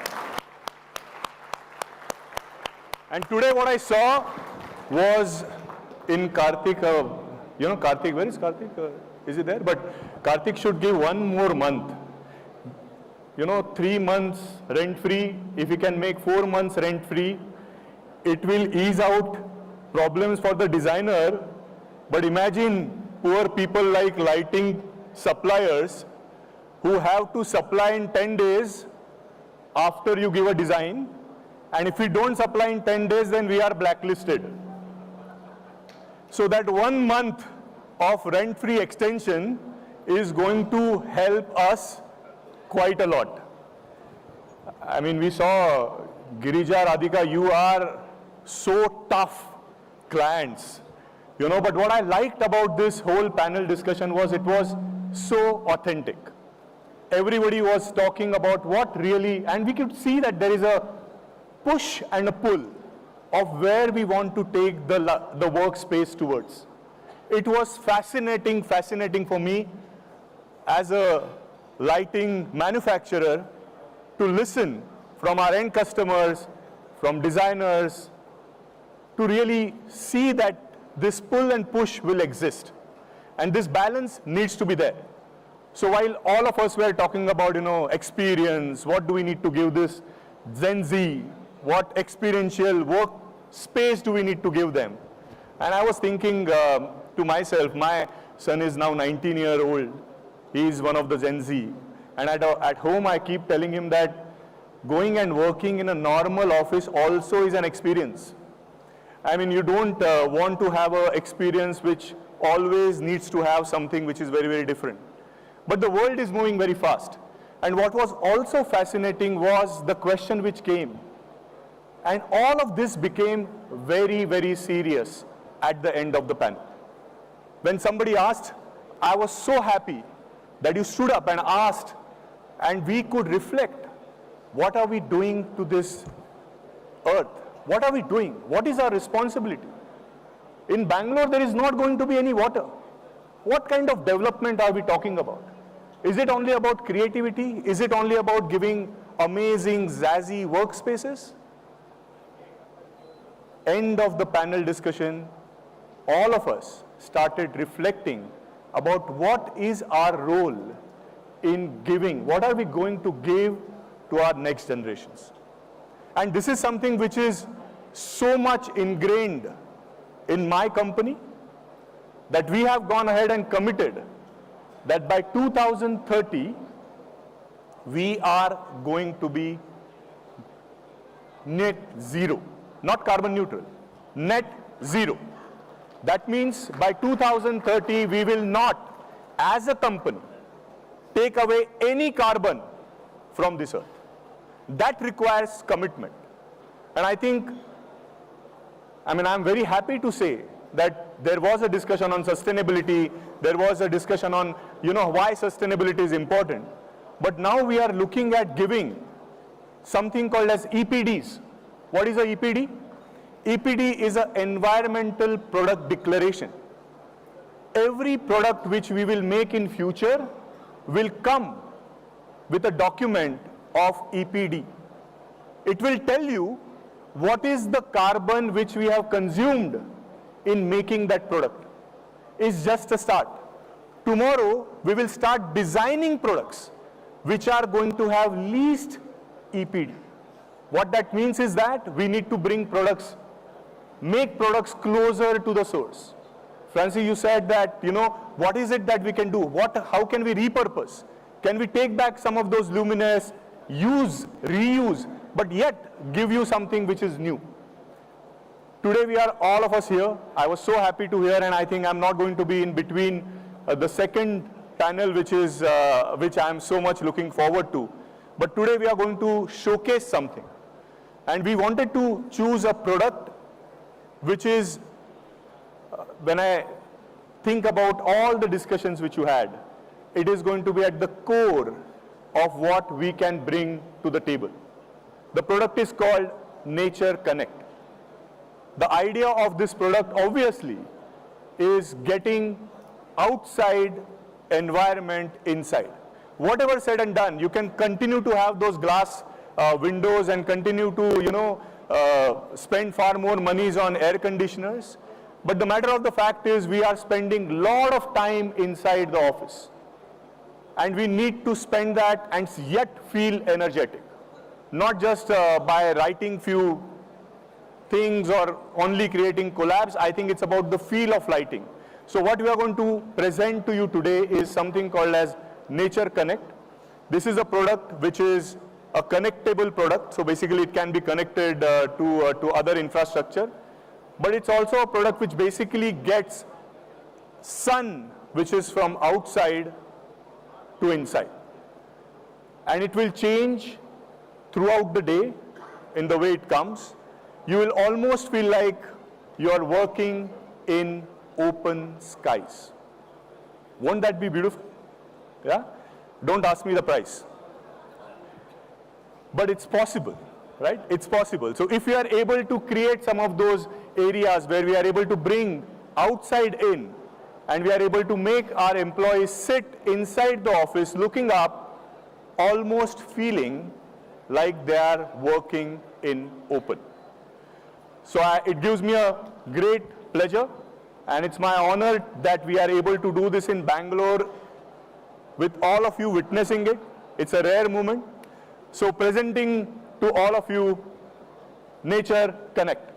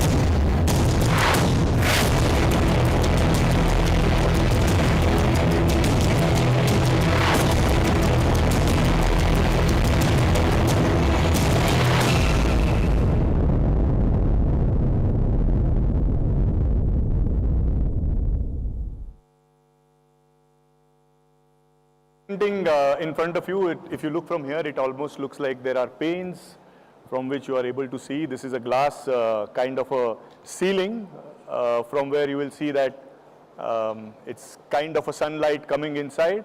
And of course, the intensity of a light, color of a light, all of that will change according to the time of the day through the day. You also saw a video of Simon. And in the panel, we heard that architects wants to know far more about lighting. You know, you can ask your subordinate to say, yes, this has to happen, and there will be 5 people who will say, yeah, I will do it. But you can't do that with a rooster. They will only crow if the light which they see is equivalent to the intensity of the sun rise. And what we wanted to test there was, are we able to recreate the sunlight effect where you are able to not command a rooster to crow, but a Simon crows naturally. And that is possible. So that's where the journey started. We did that in 2008, much ahead of anybody else at that point in time who was thinking. And to tell you more about this, because I think it's also our responsibility to tell you what is this product about, what are the technicalities about our product, I'm going to call Munish. We only know lighting. We don't do anything else. This person has worked in lighting for close to 30 years. So if there is anything in lighting we need to know, I think you can catch hold of him and he can tell you what is lighting and what are the new, different things which we do with it. I'm handing it over to Munish for you to take over and just explain what this Nature Connect is all about. Thank you very much. Thank you very much, Sumit, for introducing the product and that an amazing introduction about me as well. So you really kind of put a lot of pressure on me. Maybe I'm looking forward to what questions come away, but I'm sure I'll live up to your expectation. Coming back to the product, we saw in the video the kind of proposition this particular product brings in terms of how you are able to really bring in nature inside your conference rooms, inside your offices, with the whole objective of really improving productivity, improving the overall well-being of the occupants. I'll spend most of the time around in terms of how it works, what is the science behind it, and how does it really work. I'm sure there's a lot of discussion happening about circadian lighting, tunable whites and all, but maybe this is something which is built on it, and how does this really take it to the next level is something what I will be sharing with you guys. If we look at the overall purpose, for light, is, we have to, we distinguish it in two visuals.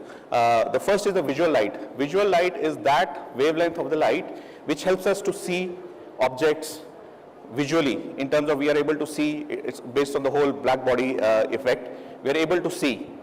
So the bandwidth between 400 to 600 is where nanometer is, which helps us to see objects. Then there is also non-visual spectrum. So this non-visual spectrum is slightly lower in the in the bandwidth, in the wavelength, and it is accompanied with all lighting sources. So the light has two components, one which makes us see the light, the other is a non-visual, which really impacts us biologically.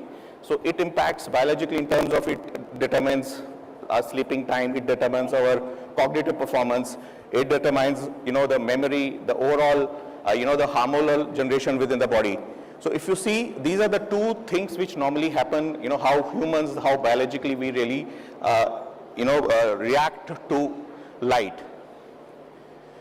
Coming to this here, so we saw, the normal lighting, which is the visual band, helps us to see. So we are only talking about how does light helps us see things visually better, and how we are able to identify things and perform the different tasks. It could be an office, it could be an industry, it could be any environment. Then we spoke about the circadian lighting. Circadian lighting is you are inducing that non-visual wavelength into the light, which impacts those photosensitive cells within our body, which leads to different hormone secretion, which define in terms of how do we really feel physically, how do we really, how does our body react to it. So it gives us that whole impact of biologically in terms of, how energized we are, what is the kind of, we always talk about circadian lighting in terms of early morning, you are highly energized. By afternoon when you have a lunch, your body normally tends to rest, you have those kind of feelings. So how do you really bring your energy back level? So circadian lighting is all about that. Nature Connect, actually it takes it to the next level, where we are not only talking about your productive, we are not about how your body feels, but it is more to do with the emotional, how do we really feel?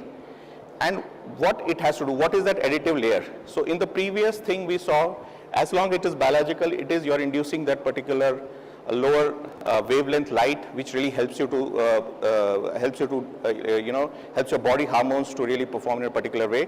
When it comes to Nature Connect, it brings in that emotional connect as well. So there is additionally blue wavelength which is induced into the light, which really triggers in terms of not only you from a productivity perspective, from a hormonal perspective, but these photosensitive cells which are behind our retina, they also are kind of, we throw these blue light onto them to make sure that from a feeling perspective, from an overall well-being perspective also, it really helps us. So from purely performing sites where we call visual, from circadian where it is mostly to related with productivity, and then emotional. So you would have heard a lot about, you change the color temperature of the light at different times of the day so that it mimics the outside. Normally people will feel energized.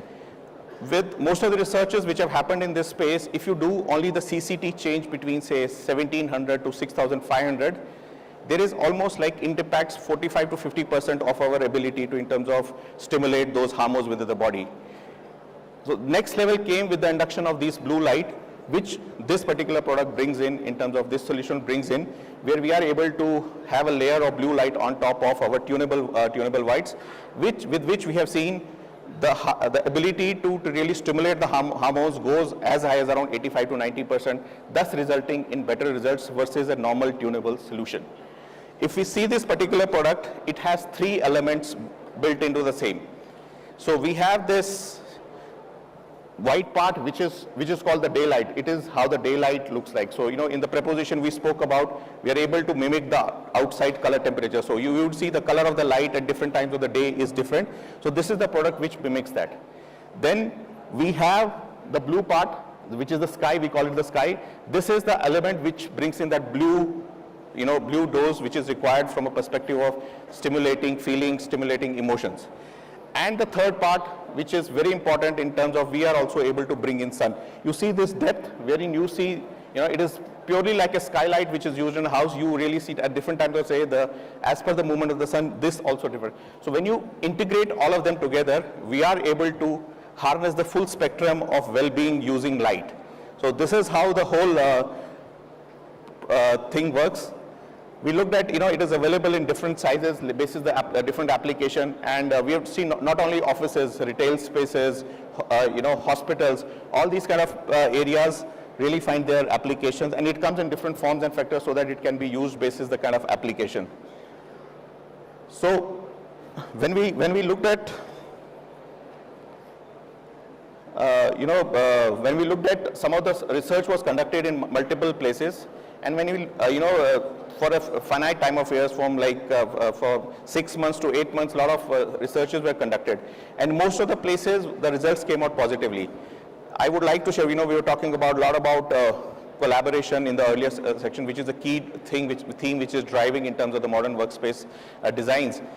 One of the things which came up, 40 to 50% people felt that it was better, they were able to collaborate better in spaces which are illuminated with Nature Connect, this kind of a solution in terms of, because there is a feeling element to it, and collaboration is all about, it's not about an outcome only on in terms of what was derived out of it, but also in terms of how individuals are able to contribute to it.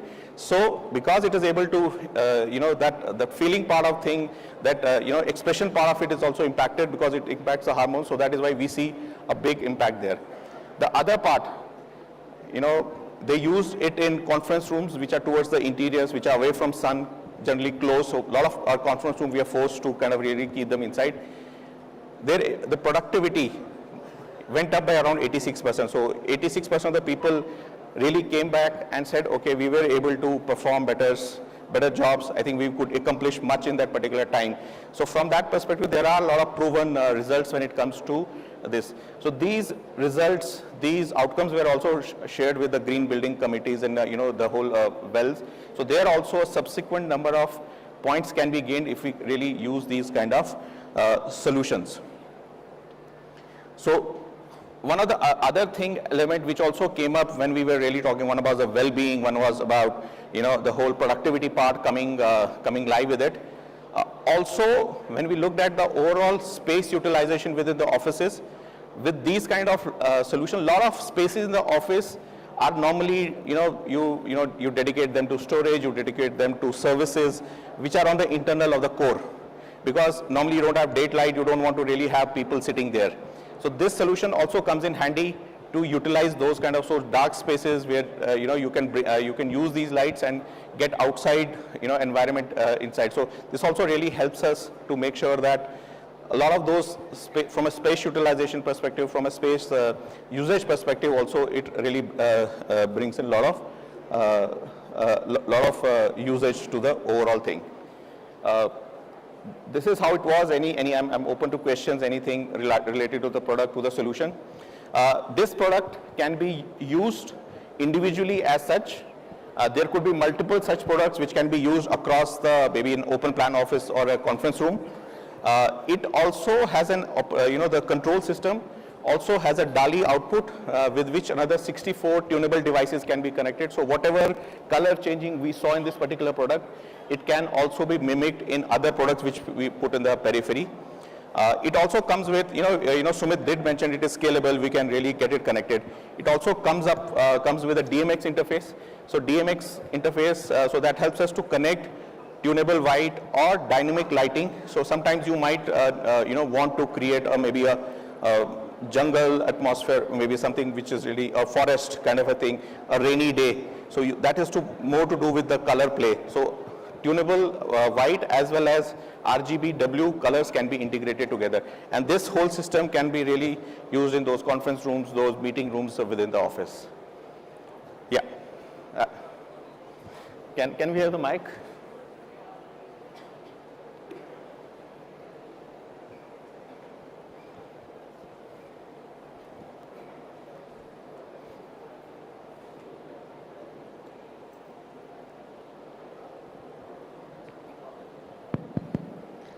Hi.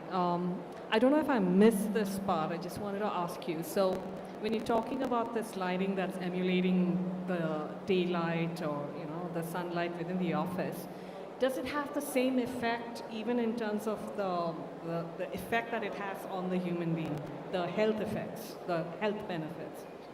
Yeah. So yeah, we did speak about it. So from an individual perspective, the biological impact which sunlight has on us, which we miss out when we are under artificial lighting, that is generated artificially in these lights. Do you so have they data mimic. on it? Yeah. Do you have data on it? Yeah. Sorry. Yeah.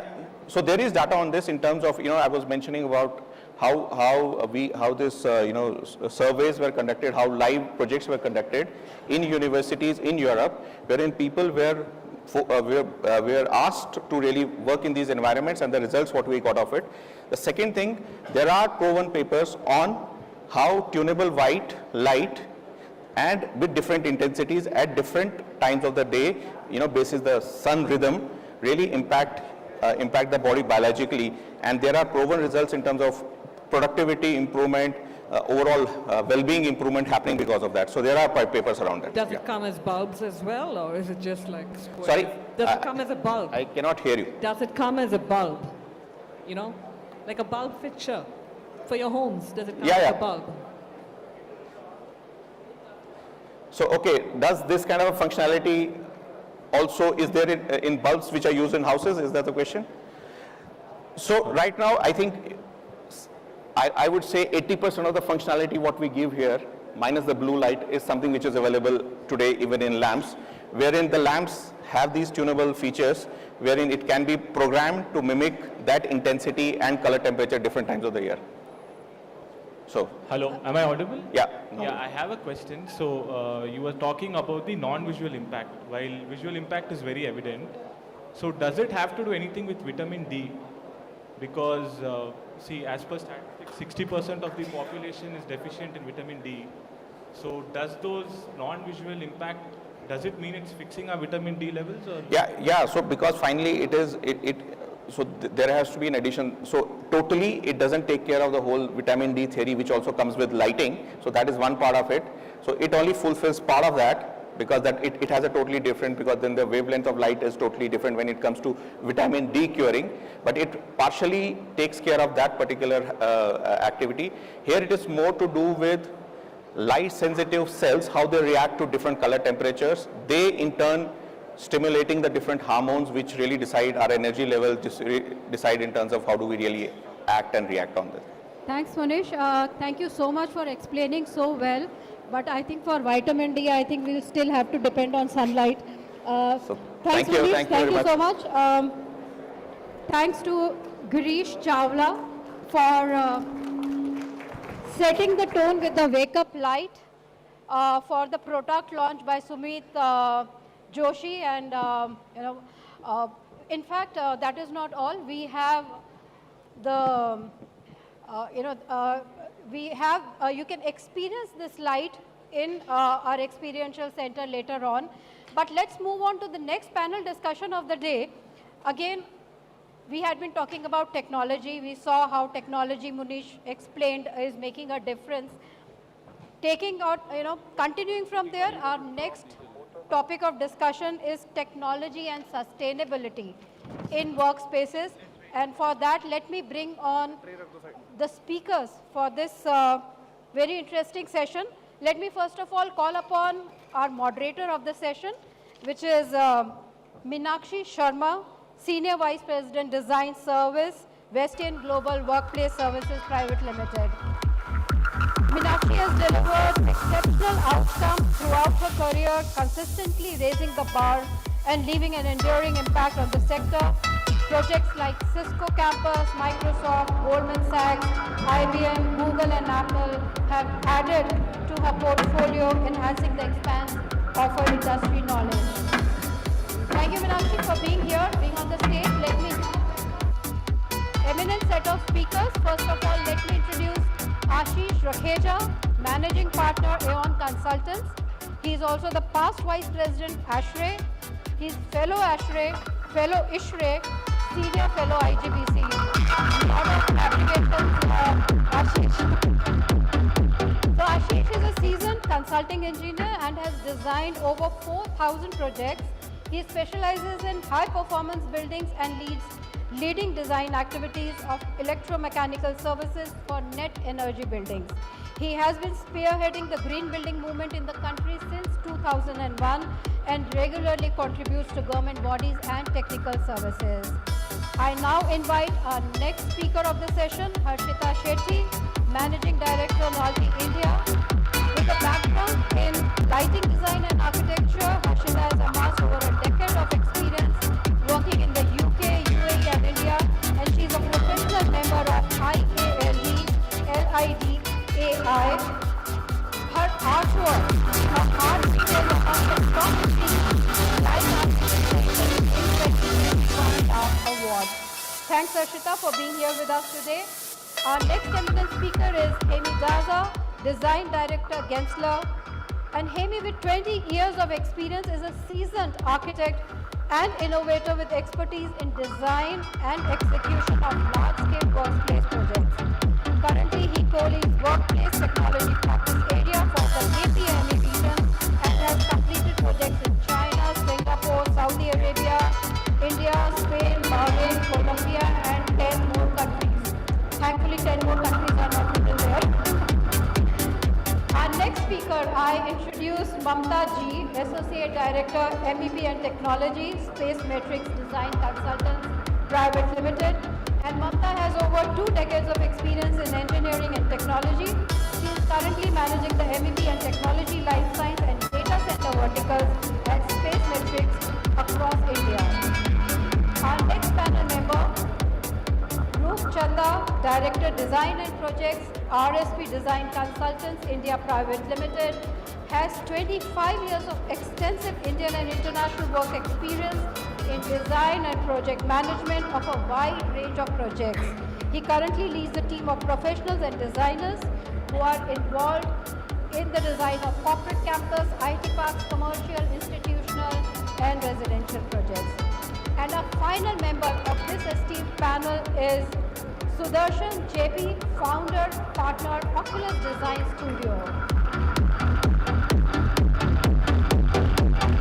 Over 20 years of accumulated industry knowledge, JP has managed large corporate interiors globally under the design, build model, and navigates his philosophy towards design in understanding the customer's culture and work strategy, then translating them through innovative design and functional, productive, and creative work environment.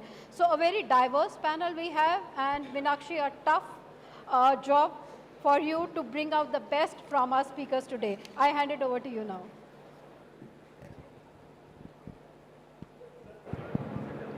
Hello. Hi everyone. Thank you Masterclass, thank you Signify for having all of us here and giving us this platform. And it's a pleasure to welcome you all. So the topic today is technology and sustainability reshaping offices.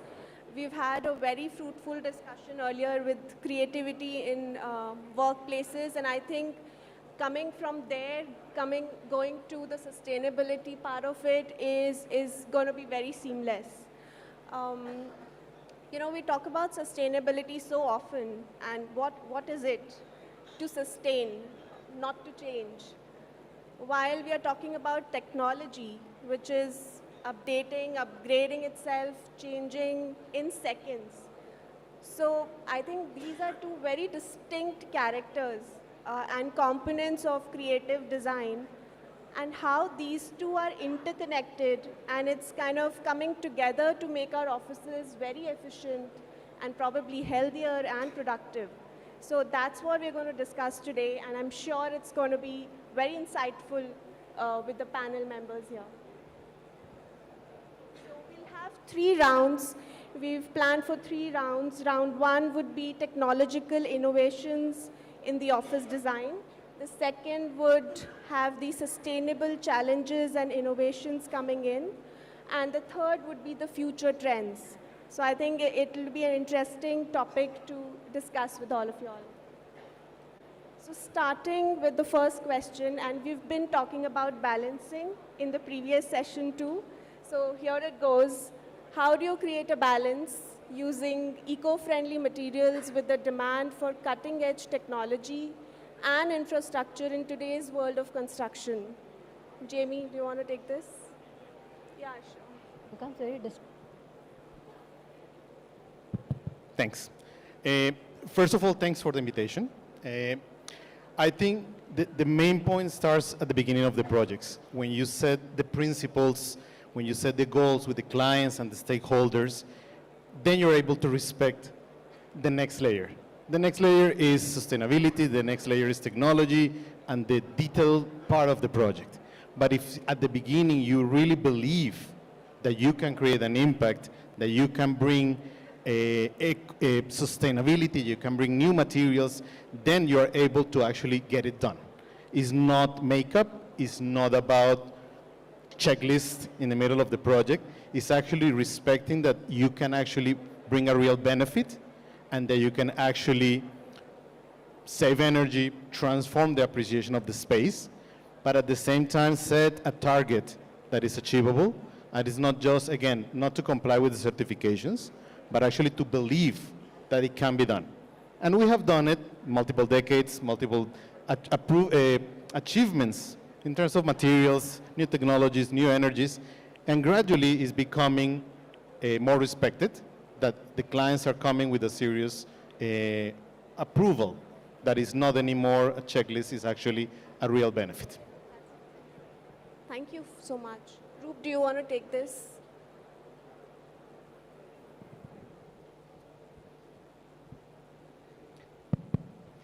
Yeah, adding to whatever Jaime just mentioned, one of the things that we over time have realized that technology and sustainability in themselves are not mutually exclusive, right? So in today's world, sustainability is the new normal, right? With climate change and the kind of efforts that are being put forth both from governments, organizations, corporations, everything is about sustainability. I mean, that's the survival instinct. So technology is also evolving, taking sustainability into account. We cannot differentiate these two things. It's no longer that if I am developing or working on certain technologies, we also have to think about sustainability. It's the normal. We have to think about sustainability. And we are seeing that in terms of usage of materials, in terms of new technology in buildings, in processes that are coming in, that everything has technology, sustainability ingrained in it. We just heard about the light fixtures that are coming out will have EPDs with that. That's going to become the normal, where every product in India, even globally, will have to come with a rating, a certification, which says how sustainable it is, what is the carbon footprint. So, I mean, coming back to the point that both are now mutually inclusive and have to grow hand in hand. There is no other choice. Yeah, I totally agree with that. And I think that will take us to our next question, which is on lighting. So that's for you, Harshita. Can the lighting system be customized to meet different needs within the office, such as task lighting or mood lighting for different areas, being inclusive for different personas? You know, it is so relevant in today's world. We are talking about people-centric design. We are talking about diversity, inclusion. So I think this is a very important parameter to be considered. And how flexible is the system for future upgrades or changes in the offices and its function? So your thoughts? Hello. It's a wonderful question, Meenakshi, and I think it's very, very relevant. The way we design today is very, very different than how we designed before, right? It's no more about a volumetric approach where you're just lighting up workplaces. Today, we light up for people. The word that you use is the right thing. We light for people. So as lighting designers, when we're designing, we are thinking about how people are using the space, right? So what is the arrival experience that you want to have at your lobby? What is the brand telling you, and how can the lighting support that?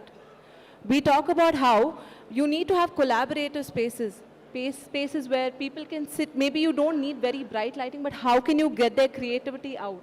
So I think that's very important to consider, that there needs to be spaces where people can have a creative outlet, maybe where they can have a discussion with their manager, something like that. Another way of looking at it is, of course, task lighting over tables, right, where you have horizontal illumination. Of course, the way we light up a table with a laptop will be very different than if you're writing over there. And then we're talking about lighting conference rooms, where you want the best light in the face, you want good cylindrical illumination, so your definition is seen, you don't want to have shadows under your eyes. So the way we should design is dependent on the function and also the usage of the space, I believe. Another very interesting thing, I mean, we always say that the lighting needs to be flexible, like you said, it needs to adapt to the space. Everything in the room cannot change, right? The furniture stays the same, the carpet stays the same, people stay the same, but the only thing that can change is the light. We saw a wonderful example of how the lighting can change. We saw that the color temperature can change, the intensity of light can change. But I think what we are not able to do with artificial lighting today, I mean, how much ever we try to mimic daylight, is the whole movement of light, right? Light changes, the position of light changes, and we can't get that. So what do we do as lighting designers? How do we mimic daylight over here? And I think that will come to creating datums. And by datums, we mean downlights, cove lights, up lights, table lights, wall lights.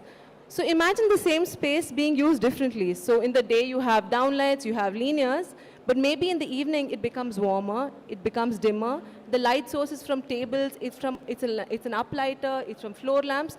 The same space becomes a little more intimate. Maybe your employees want to stay a bit longer because it is a more relaxing atmosphere. So I think lighting can adapt to different spaces if designed well. Absolutely, and I think one of the major innovations we just saw, the Signify Nature Connect, which was an innovation in lighting industry, and I think we are getting there with the technology too.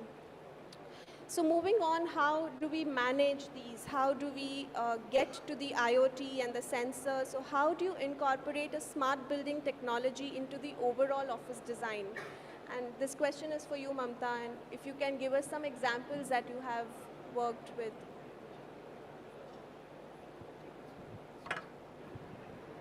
Thank you for that question. I think these days we see a lot of technology which comes in. We talk about monitoring a lot of equipments, building equipments. We talk about how do we control those equipment. We also talk about maybe energy saving. We talk about indoor air quality. We talk about water consumption savings. So then how do we select all these? Yeah. So most of the time we see that there are customers who get confused, get everything installed or go ahead with what they would have heard and then go ahead and install those, right? So I think the right approach, what I feel should be, you align these technology with your business needs, yeah? So what is that business wants? Is that employee experience what business is looking at? Is that wellness what it is looking at? That is what we have to look at, draw those KPIs which can align with those business needs and that can bring out the required results. So when we talk about technology, the primary important thing is whether that is ease to operate, user-friendly. It should not become so difficult that we have a big vision in our mind and we go ahead and install it, but then the facility cannot use it, then it's of no use, right? So I feel one is you align with the business vision, make it more ease. Also build a technology which can auto understand what is happening. I mean, it understand the faces, it understand the patterns, what is happening in that building, and can give you some, predictions, give you some results or options which it can pop up, which can help us to, design it much better. Yeah, I feel it's collation of all these which can bring in value. Yes, I think Ashish, you can take up, and if you can add some examples to it. So, all right. So I think one of the aspect that is taken up is on the comfort of the people. Why are we making offices? For people. We want them to be comfortable, and comfort is what is becoming a more and more, why are we doing these flexible spaces? Why are we doing these easy spaces? It's for the people. Similarly, the lighting also has to evolve to the comfort. Now, look at this light. We have this light coming right in our eyes. We can't see anybody out there. That's not comfort. Similarly, at the workplace also, we end up doing the lighting design 600 lux, 500 lux, and it is coming on the table irrespective what time of the day it is. So the IoT systems and all today are evolving where the lighting also is flexible enough to give you the right comfort rather than a discomfort which is coming there. So if you're working on a laptop and you want a lower light, the light should be dimmable. We understand that. The concept of the IoT now where it is taking is that every light is becoming addressable to a point, and it's easy to do. It doesn't cost anything more now because every light today can be made addressable to a point that you can dim it, you can increase it, you can change the color going forward, what you're seeing out there. I think that's where the evolution will take place. Your workplace lighting, the general lighting, task lighting will start integrating into one going forward as the light becomes more and more addressable. So we are seeing that trend of IoT now coming in, where the integration of the devices has started taking place. These are early days, And you'll see more and more of it. We'll start integrating it with the air conditioning systems. We'll start integrating with the movements. We'll start integrating with video detection. Lot will happen in that space going forward. We'll be seeing those. But it'll be all towards the comfort of the people, because that's where it is going to be driven. And finally, at the end of the day, energy. A lot, I asked that question at the first panel also. Believe me, the world will be driven by decarbonization forward. EPDs are big words. The most important is keep cutting down the energy, because every organization is coming with a target, and that's why the IoTs will be playing a role out there. Yeah. It's also very important that, we, before starting on the site with any of these, we know the problems that exist. And then we innovate and then probably hit the site. So that is being more sustainable and technology oriented. So that's where lies my next question, which is, using digital twin technology to simulate office environments before construction. So how does it help in designing better and more efficient offices? And also technologies such as AR and VR, how are they being used during the design and planning stages of corporate interiors? So that goes to Sudarshan, and Roop, you can add to that. Thank you, Meenakshi. So we designers are trying to create something, trying to communicate it to the end users and take a buy-in on the creative aspects. So what happens is there is always a misconception that what we as architects understand is understood by the end customer. That is not the reality. So basically these technologies like AR, VR give a real-time immersive experience to the end customers, wherein not only from the space planning aspect, but holistically they could kind of get complete purview of design, finish, and basis their business needs how this works. And if at all, if there is going to be any, in terms of inputs, this could be corrected then and there. So wherein, in terms of time, probably informed decision making, this helps a lot, which speeds up our processes and also adds to a lot of cost saving, both from the manpower, time and cost. So what we feel is this has also helped us to improvise and deliberate more in terms of more creative options, more choice to end customers, and opens up a lot of avenues to designers. But are you working on such projects recently? Yeah, actually nowadays most of the projects, this is kind of a need. So it is no more a luxury. It is kind of a need. It is again helping both ends, both from the design fraternity as well and the end customer fraternity as well, wherein we are able to kind of sell our design fast. Yeah, that's right. Roop, do you want to add to that? Yeah. So I think the question was more towards before construction, the digital twin.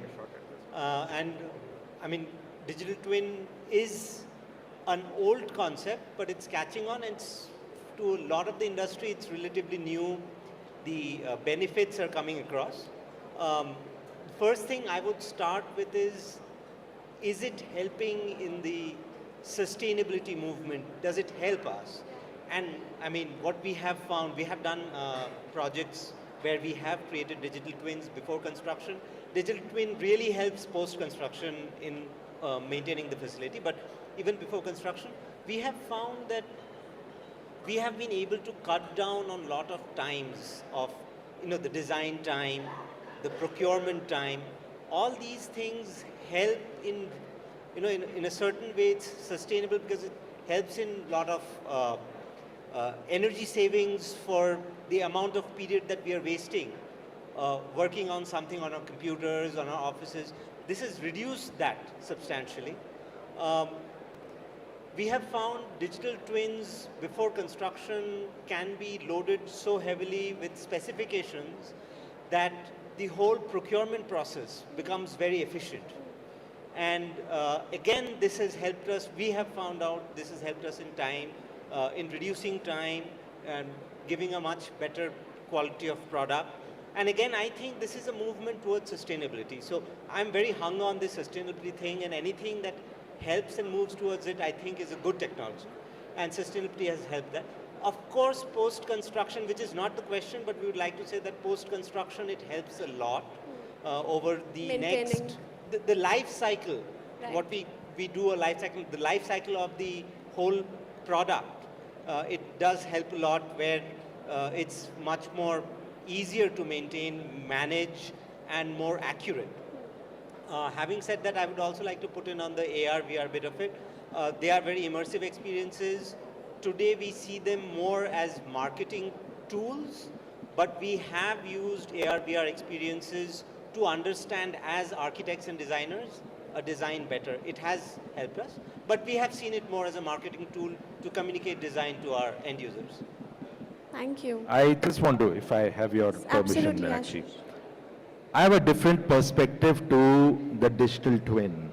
You know, a lot of time we confuse just the BIM is the digital twin, 2D, 3D, 4D, 5D, and we say that's where we're going digital twin. The whole concept of digital twin is that you're creating a virtual model and studying the building before you physically construct or renovate or interior anything. Today, the entire construction that we are doing is based on a lot.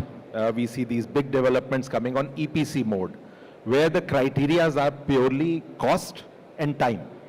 What we are creating, disasters, we don't talk about it, the leaking parliaments and all, those are there is no performance element to it. The whole digital twin concept brings the performance-based designs. We are not far away from the days, because of this decarbonization agenda coming in, we are not far away, whether you're doing an interior space or a building design, as designers, as suppliers, as contractors, you'll be asked to swear by a number. When you give your fee, you'll also be required to commit an energy number, a water number, a waste number, and you cannot meet those numbers without creating first a digital twin, which is at the design stage, and then what Roop was saying, taking it to an execution stage, and then finally to the operation stage where you have to validate that yes, we are demonstrating it. It is revolutionary to think that as a designer, we would be also responsible for operation of the building, and then hand over after 2 to 3 years time and say that, look, what we promised, we are going to give it to you. And that's where we'll see an integration of designers, contractors, suppliers, operation managers, and that's where the digital twins will play a bigger and bigger role. We already started seeing that in high performance building designs, the net zeros that we are talking. How do you commit a net zero unless you create a digital twin and you're aware? You just cannot keep using the brute force of renewable energy and say that, look, I'll put 1 megawatt of solar power and I'll surely be, I'm surely going to be a net zero energy building. But then what about the embodied carbon? What about the capital cost? So balancing everything out is where the digital twins start coming in going forward. That's my take on that. I'd just like to add something to what Ashish has mentioned. And completely, the only thing that we as, guardians of the building environment, we are waiting to see is how the life cycle of the building and digital twin contributing to a better experience and a more sustainable experience. That would be something which will be very interesting to see as we go ahead. I don't think any project as yet has a 15-year life which already had a digital twin, and how the facility team has used it and the operations teams has used it. But it will be very interesting how this evolves, and I can bet that it's going to be very good. It's going to be very productive. And I think as responsible architects and engineers, we must be educating the developers and even our clients, to go this route, because I think this is the future, and we are talking about sustainability and how technology is helping us go there. So I think we must do that part. Now coming to the round 2 is sustainability challenges and solutions. I would take the workplace first, which is with the rise of remote and hybrid work models, how can offices be redesigned to accommodate flexible working arrangements while still being energy efficient? So Darshan, if you want to take that. With regards to flexibility, if you see the evolution of workplace, we were talking about in terms of open work plan, then we changed to activity-based work plan. Now, most of the workplace are human-centric, more around people. So, wherein we focus on behavior-based working. So, that is where the true flexibility comes. So, in each of these segments, we focus on certain aspects. When we talk about open plan, it is more about real estate value. When we talk about activity based, it is in terms of efficiency, which is value of work, and the last, which is the behavior based work, which we talk now, especially the hybrid workplace, what is being widely being propagated, especially specifically after COVID, is more to do with in terms of value for people. So everything surrounds around people. So what we feel is on the sustainability and with regards to the sustainability standpoint, the technology has also evolved in the same way. So wherein we have in terms of smart offices where occupancy levels can be kind of measured, room booking systems can be done. So there are a lot of minor level, even in terms of cooling systems specific to occupancy can be tied up. So there have been many things which enhances the overall experience of the user group, focuses on user group. Thus, the current flexibility, what is being offered in a workplace, is in parallel handled by the technology aspects. Right, so I think flexibility is the key. That is what we are trying to say here. Now moving to the lighting, we talk about hybrid working. So how scalable is the lighting system as our needs change or as new technologies emerge? And how can your proposed solutions adapt to future sustainability goals and advancements in lighting technology? I heard Fancy talking about the light fixture and light and how it is a circular design and circular economy. I think Harshita has to put some light on that. Sure. So, let's talk about advent of technology, right? Let's talk about something as simple as changing to LEDs. So the LED chips came, the lamp life of the fittings went up, the energy efficiency is great, like, instead of a 70-watt fitting, you're using like a 10-watt into 100. So there is great conservation of energy. There's so much that's happening. But at this point, with all of us using our LED downlights, I just want to know with a show of hands, how many of you have changed a light bulb? How many of you have changed a light bulb? Yeah, so I think there'd be 10 people. I don't even think it's 5% of the people over here. You don't change a light bulb because with downlights, with LED downlights, you're not able to change light bulbs. What's happening is that the moment the fitting stops working, if it's because of the driver, then you replace the driver, then you fight with the supplier, but usually the life cycle of a light fitting, you use a light fitting and then you throw it. We are not able to change light bulbs, and that is a very, very big problem today, that there is going to be so much landfill and so much waste happening. So for us, what we do is buy, use, and throw away. What we need to look at it as buy good products, well-designed product that will last, have a good longevity, then you use it. And then when something breaks or something goes wrong, these fittings need to be modular. So you can reuse the housing of it, or use a chip of it, or the body of it. So you need to be able to make fittings a little more modular. And then we need to think about how do we dispose it. Maybe we can give it back to the fitting, to the manufacturer, which I also heard that Signify does, which is really great. How can they reuse it? Maybe they can upcycle it, they can reuse the material, recycle it. So these are things that we really, really need to think about. And now as a lighting designer, how can I control this? How can I control the carbon footprint, right? So there is a TM66 rating where we can specify light fittings which fit into a circular economy, where manufacturers care about how they dispose the light fittings, how do they make the light fittings, what are the materials used. So we are able to make sure that we are able to sustain and create a very sustainable environment by making sure we're using these right fittings. So I think that is how we can protect, do our part in this, I would say. Yeah, thank you. That was very interesting. There is a further evolution taking place. What we are talking about is it needs to be done. Let me tell you where the regulations are going. Europe is already started looking at, we talk about embodied carbon we spoke about operational carbon, energy this much. The world is now looking at the whole life carbon. They are saying, forget your operation, forget your embodied carbon, let's talk about whole life carbon, and there is a carbon allocation to a building being given there.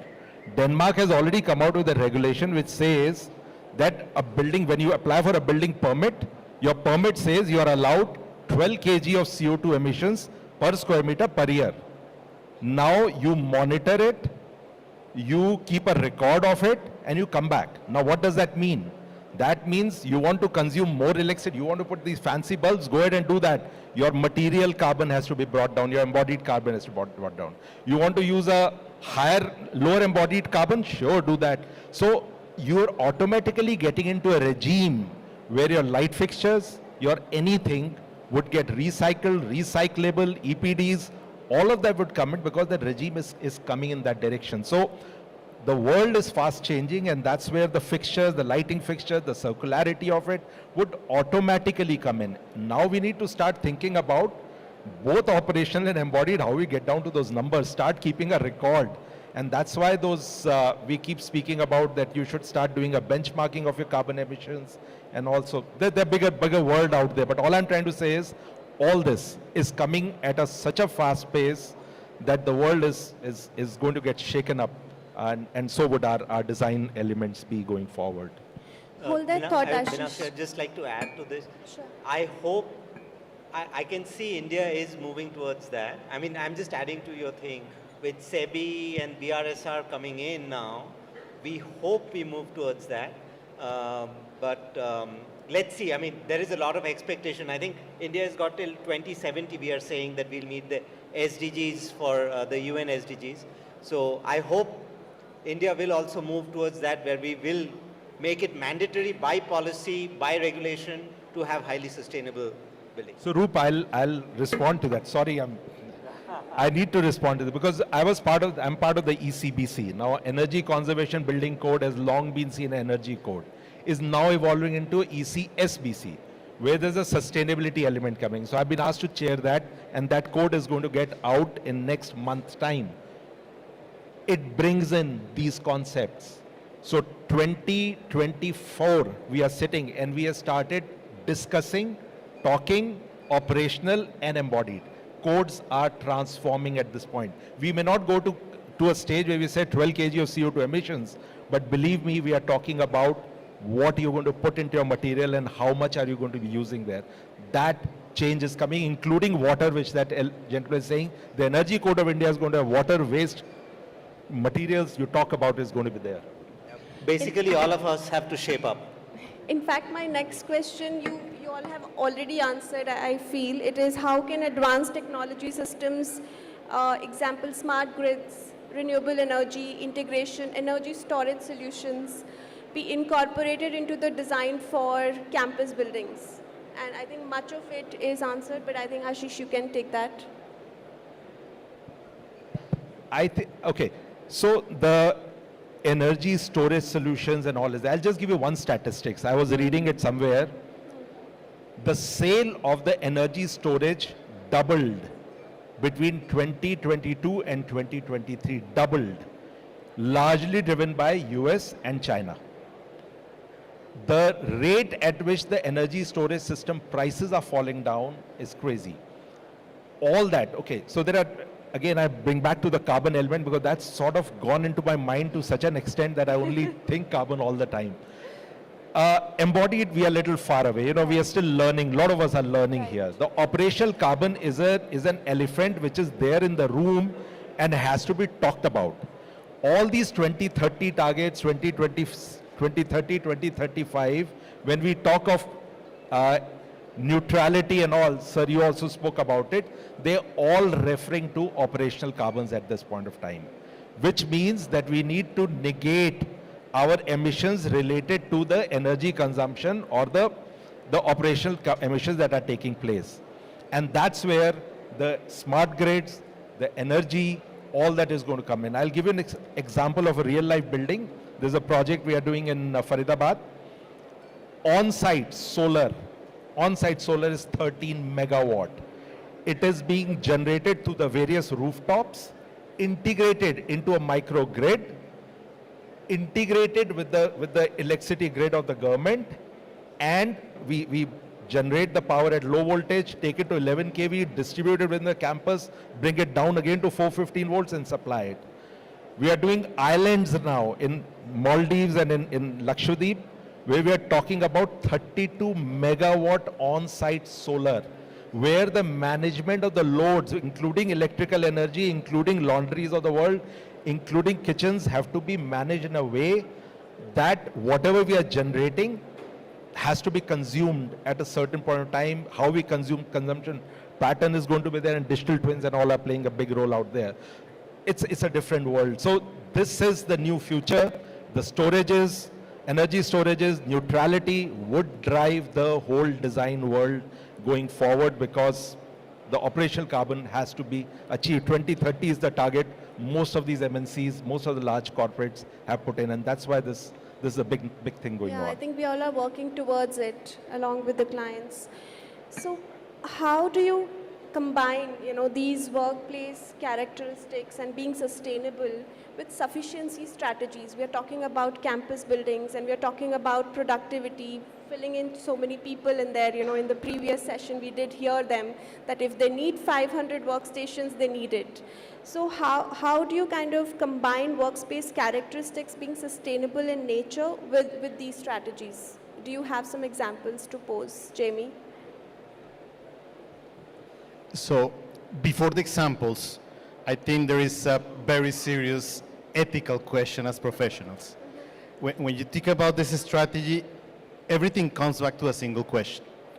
Do you really need it? When we really need to be conscious of our responsibility as professionals, of our responsibility to the young generations of designers that come excited from the academia, that they come ready to bring ideas. The clients also come ready. They saw the magazine on the plane. They saw the Pinterest picture. And we have to tell them, hold on, it may look great, but the question again comes back to this. Do you really need it? So that's part of our moral responsibility as professionals, but it's also part of the real day-to-day of a project. When you discuss with the client and you say, do you really need this room 300 days a year empty? Unfortunately, I have demolished projects where the executive chairs are still covered in plastic. That's a mistake as a professional. That's a problem that our industry needs to take serious. And we sometimes reach that level of honesty with our clients when we actually end up saying, you don't need the project, which goes against our own business. But if we really do a proper assessment, if we really do a proper analysis of what the client thinks they need, we may come and say, you're in the wrong building, you're in the wrong floor, you're in the wrong program. And sometimes we come and say, as we had last year a client, when we tell them, you don't really need the project, because we have a better solution, or because your timelines, or because the impact that you're going to create is going to be more critical than the real benefit. So this is the main question. I ask myself the same when I go to IKEA and you're bombed with products. Do you really need that at home? It comes back to our profession. Every material has an impact, has a transportation issue, has carbon, drops carbon into the air, creates a long-term problem on recycling, on recovering. So we really need to move into a really honest position. And sometimes the clients really appreciate when you tell them with data, and that's where technology comes and tells. Data is honesty, technology gives you honesty, and you come and tell the client, this is not gonna work. It may look beautiful in the render, it may look beautiful in your mind, but we are able to tell you with the truth, with technology, with data itself, that it doesn't work. And we have transferred that in our projects in the obvious layers of technology, of lighting, air quality, but we're reaching new levels of support from technology where we are able to create data or predict accidents in the workplace, predict the places where people are going to meet, predict places that are going to be hot because the amount of equipment that is around, so we are able to tell changes on the MEP, but also changes on the planning that will eventually save. And everything that we do right now with data is actually trying to get a lower cost, a better, larger benefits. And the clients will see that sometimes we tell them the same question. You don't really need it. And eventually, my finance people may not be liking that, but sometimes we need to tell the client, reduce, because you're going to waste resources on that. I think that's the balance we need to create, and being minimalist, that's where creativity is going today. And I think Rudresh was talking about how it is tough or easier to be minimalist. So now coming to the future trends and industry impact, what future trends in green building technology do you believe will have the greatest impact on the design of high performance and net zero buildings? I would like Mamta to take this question. Oh, should I repeat? What future trends in green building technology do you believe will have the greatest impact on the design of high performance and net zero buildings? Sure. I think two aspects here. One is how do you design, of course, what do you put into your design as a solution? And the second part being, then how does that facility run, right?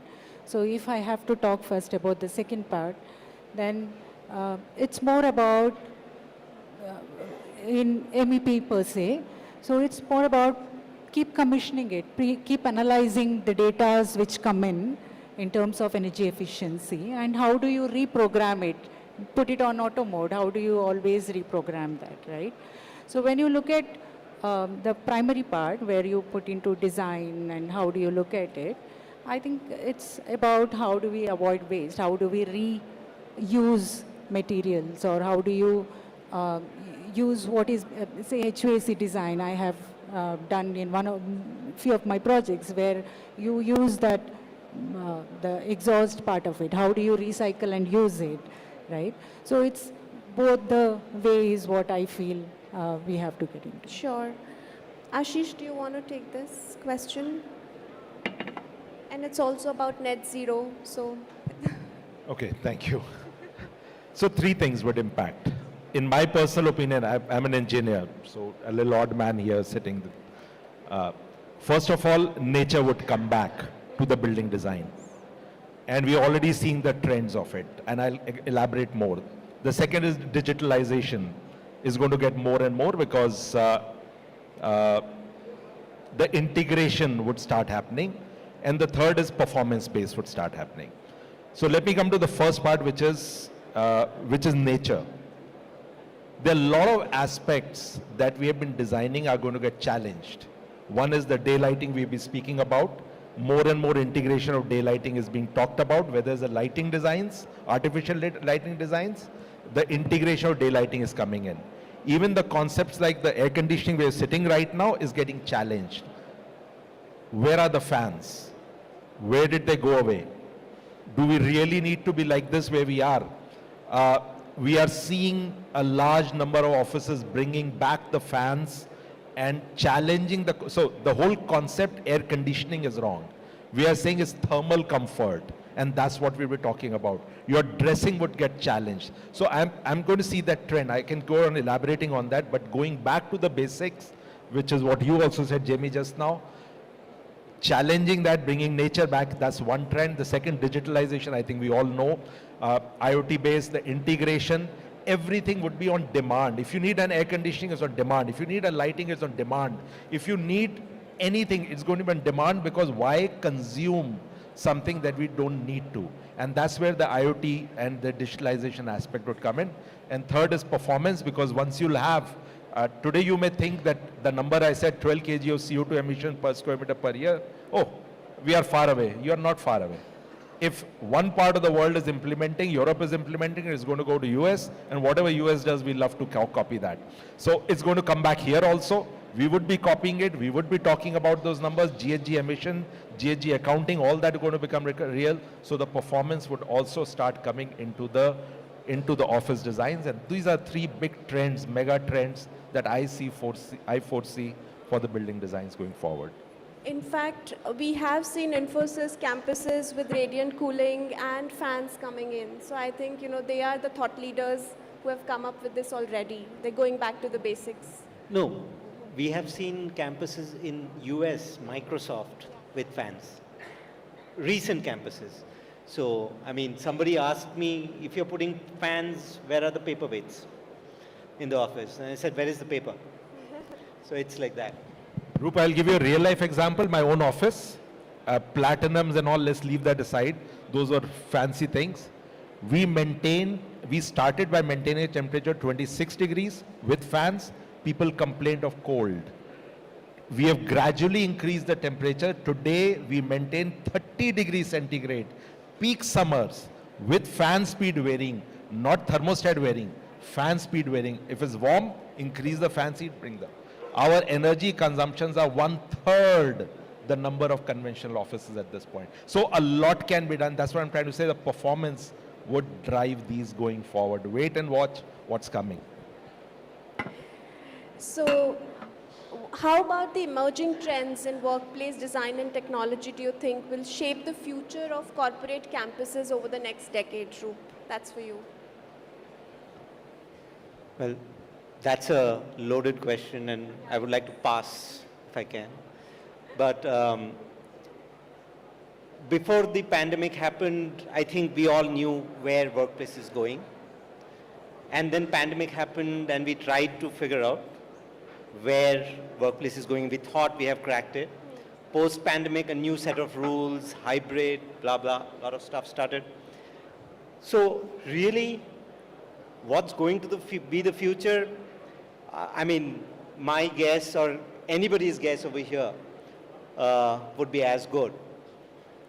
But, I mean, we are designing a lot of workplaces right now.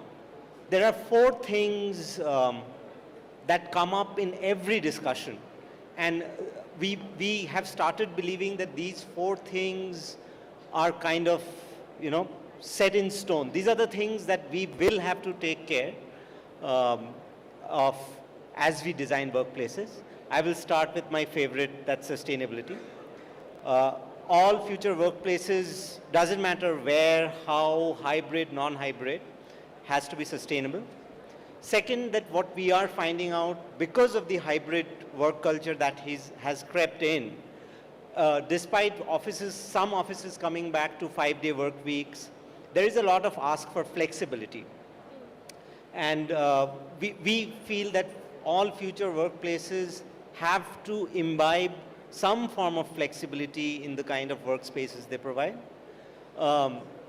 The third would be, we are seeing more and more, people are becoming more conscious, socially conscious. Inclusive workplaces have to be there.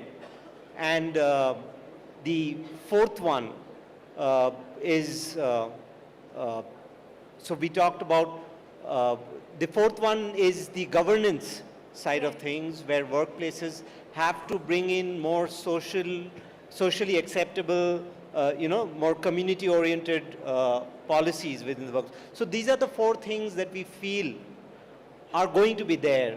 Doesn't matter how you design it, what's the concept, what's the theme, what's the color, whatever there is, what kind of workstations you put in, but these 4 things are going to be in place for the near future that we can see. Yeah, I think that's an important point that you picked up, which is the ESG. And I think that is governing a lot of the future trend today. Now going to the next question, that's for Harshita. How do you anticipate global trends in office design and sustainability will influence design practices, and how are you preparing to stay ahead of these trends? And that's with respect to the lighting, I would say. So it's tricky with trends, right? It's going to keep changing. You're going to always be out of trend at one point. But I think what we've been seeing at workplaces is that they are drawing, especially after post-pandemic, drawing a lot of inspiration from the hospitality sector. So we know that the hospitality sector is very good at curating experiences, curating schemes that bring people in. Nowadays, when you design workspaces, we're seeing how can we engage, how can we create a sense of well-being for people so that they're able to come in, they're able to appreciate the space. So I think lighting plays a very crucial role there, from changing into just commercial lighting into a bit of hospitality where people value coming to this space, you call it your office. Another thing would also be, we're all going to be much, much closer. The world is much smaller. Everything is on screens. Somewhere I heard that this event is being streamed. So when that's the case, we are going to see the world through a screen. We are not going to see each other so much like we do today. Most often you're going to see me through a screen. And if that's the case, what our eye doesn't perceive is flicker. Our eye may not perceive glare, but the camera is going to pick up the flicker. So the perfect video that we want is not going to be there. The perfect conference setup may not be there. So the lighting has to adapt to meet virtual requirements of the space so that you look, you have good cylindrical illumination, you can be visible in the correct light. I would also say there's another trend which is also, not trend, but another awareness, another way of thinking which is about neurodivergent people. There are neurodivergent people who process and learn things differently from maybe a typical way of doing things, and they find glare or strobe or a lot of patterns very disturbing when you're working. So that becomes something that we as lighting designers are becoming very, very conscious about. So maybe we need to design bright spaces but also design softer or dimly lit spaces so that people have the respite. Maybe the contrast between those two spaces should not be sudden. Maybe those long lines of light that you have should be broken down so you don't have so much pattern and disturbance. So I think the fact that the trend will always be about, which is going to be timeless, is about designing around people, their needs and their experiences in the space, I would say. Absolutely. And, touching upon this very important subject of cost-benefit analysis. So what is the cost-benefit analysis of incorporating sustainable materials and technology into the design? How do these choices lead to long-term savings or increased ROI? I would pose this question to Sudarshan, and if you have any examples, because we generally talk about sustainable materials which are way expensive than the normal ones, and that's how people take excuse to not use them. So do you have any insights on that? Thanks, Meenakshi. So, see, sustainability to us means we give back something to nature. Okay, so cost, when we are discussing about the financial terms, probably now with whatever the technology advances which has happened, it has been generalized, like be it LED, be it things what we do on an HVAC, everything is generalized, and 80% of workplace follows the same standards.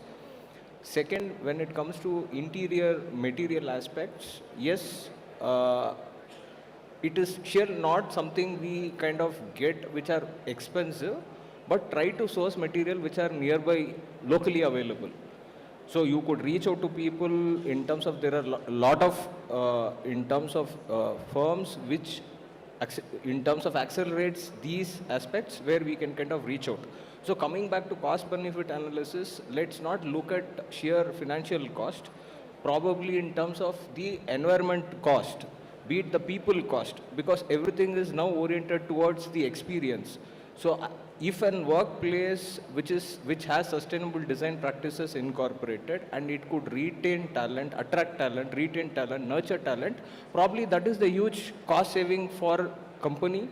Similarly, towards environment, I think there is a lot which we can give back by sustainable. So what I would see is, let's not look from just a cost benefit analysis. 6 to 7 years in terms of ROI doesn't sound exciting to anyone anymore.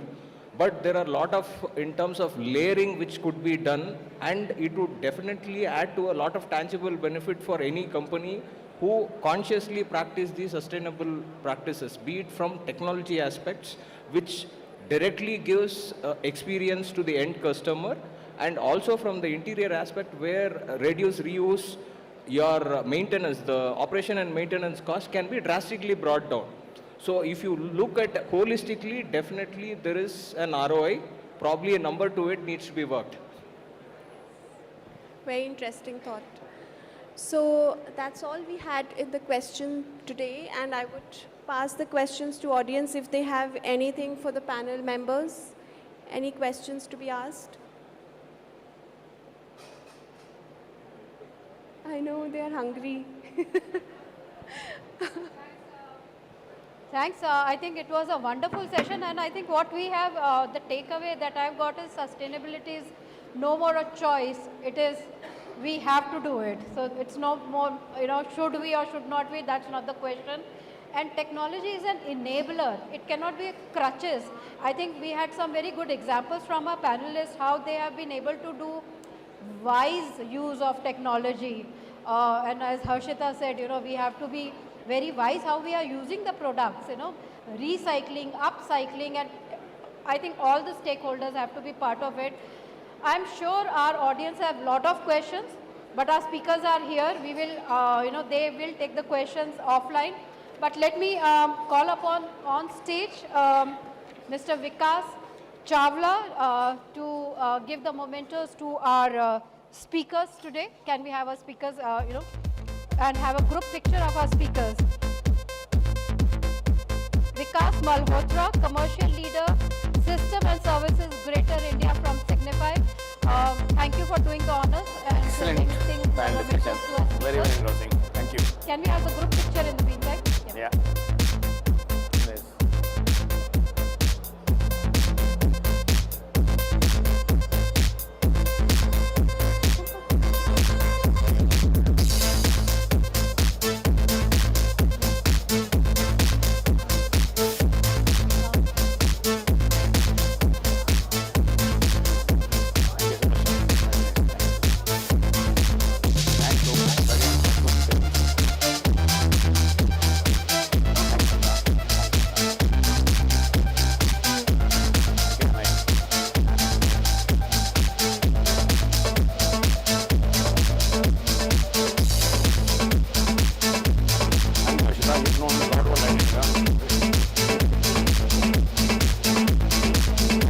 Actually, I'm also an engineer, so all your knowledge has appreciated.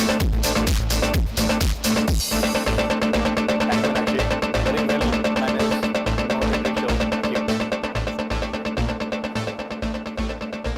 Thank you so much, everyone. And as promised, we will also have a walkthrough, and we will also, ask speakers so that they can experience what lighting can do about.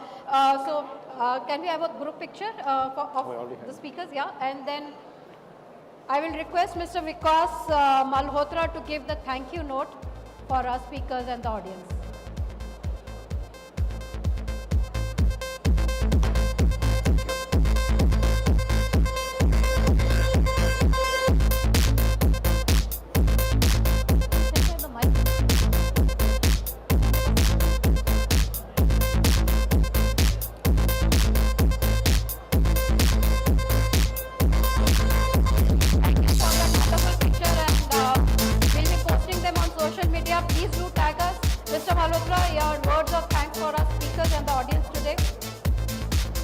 Hello. Yeah. Thank you everyone for. So I've been tasked to say thank you.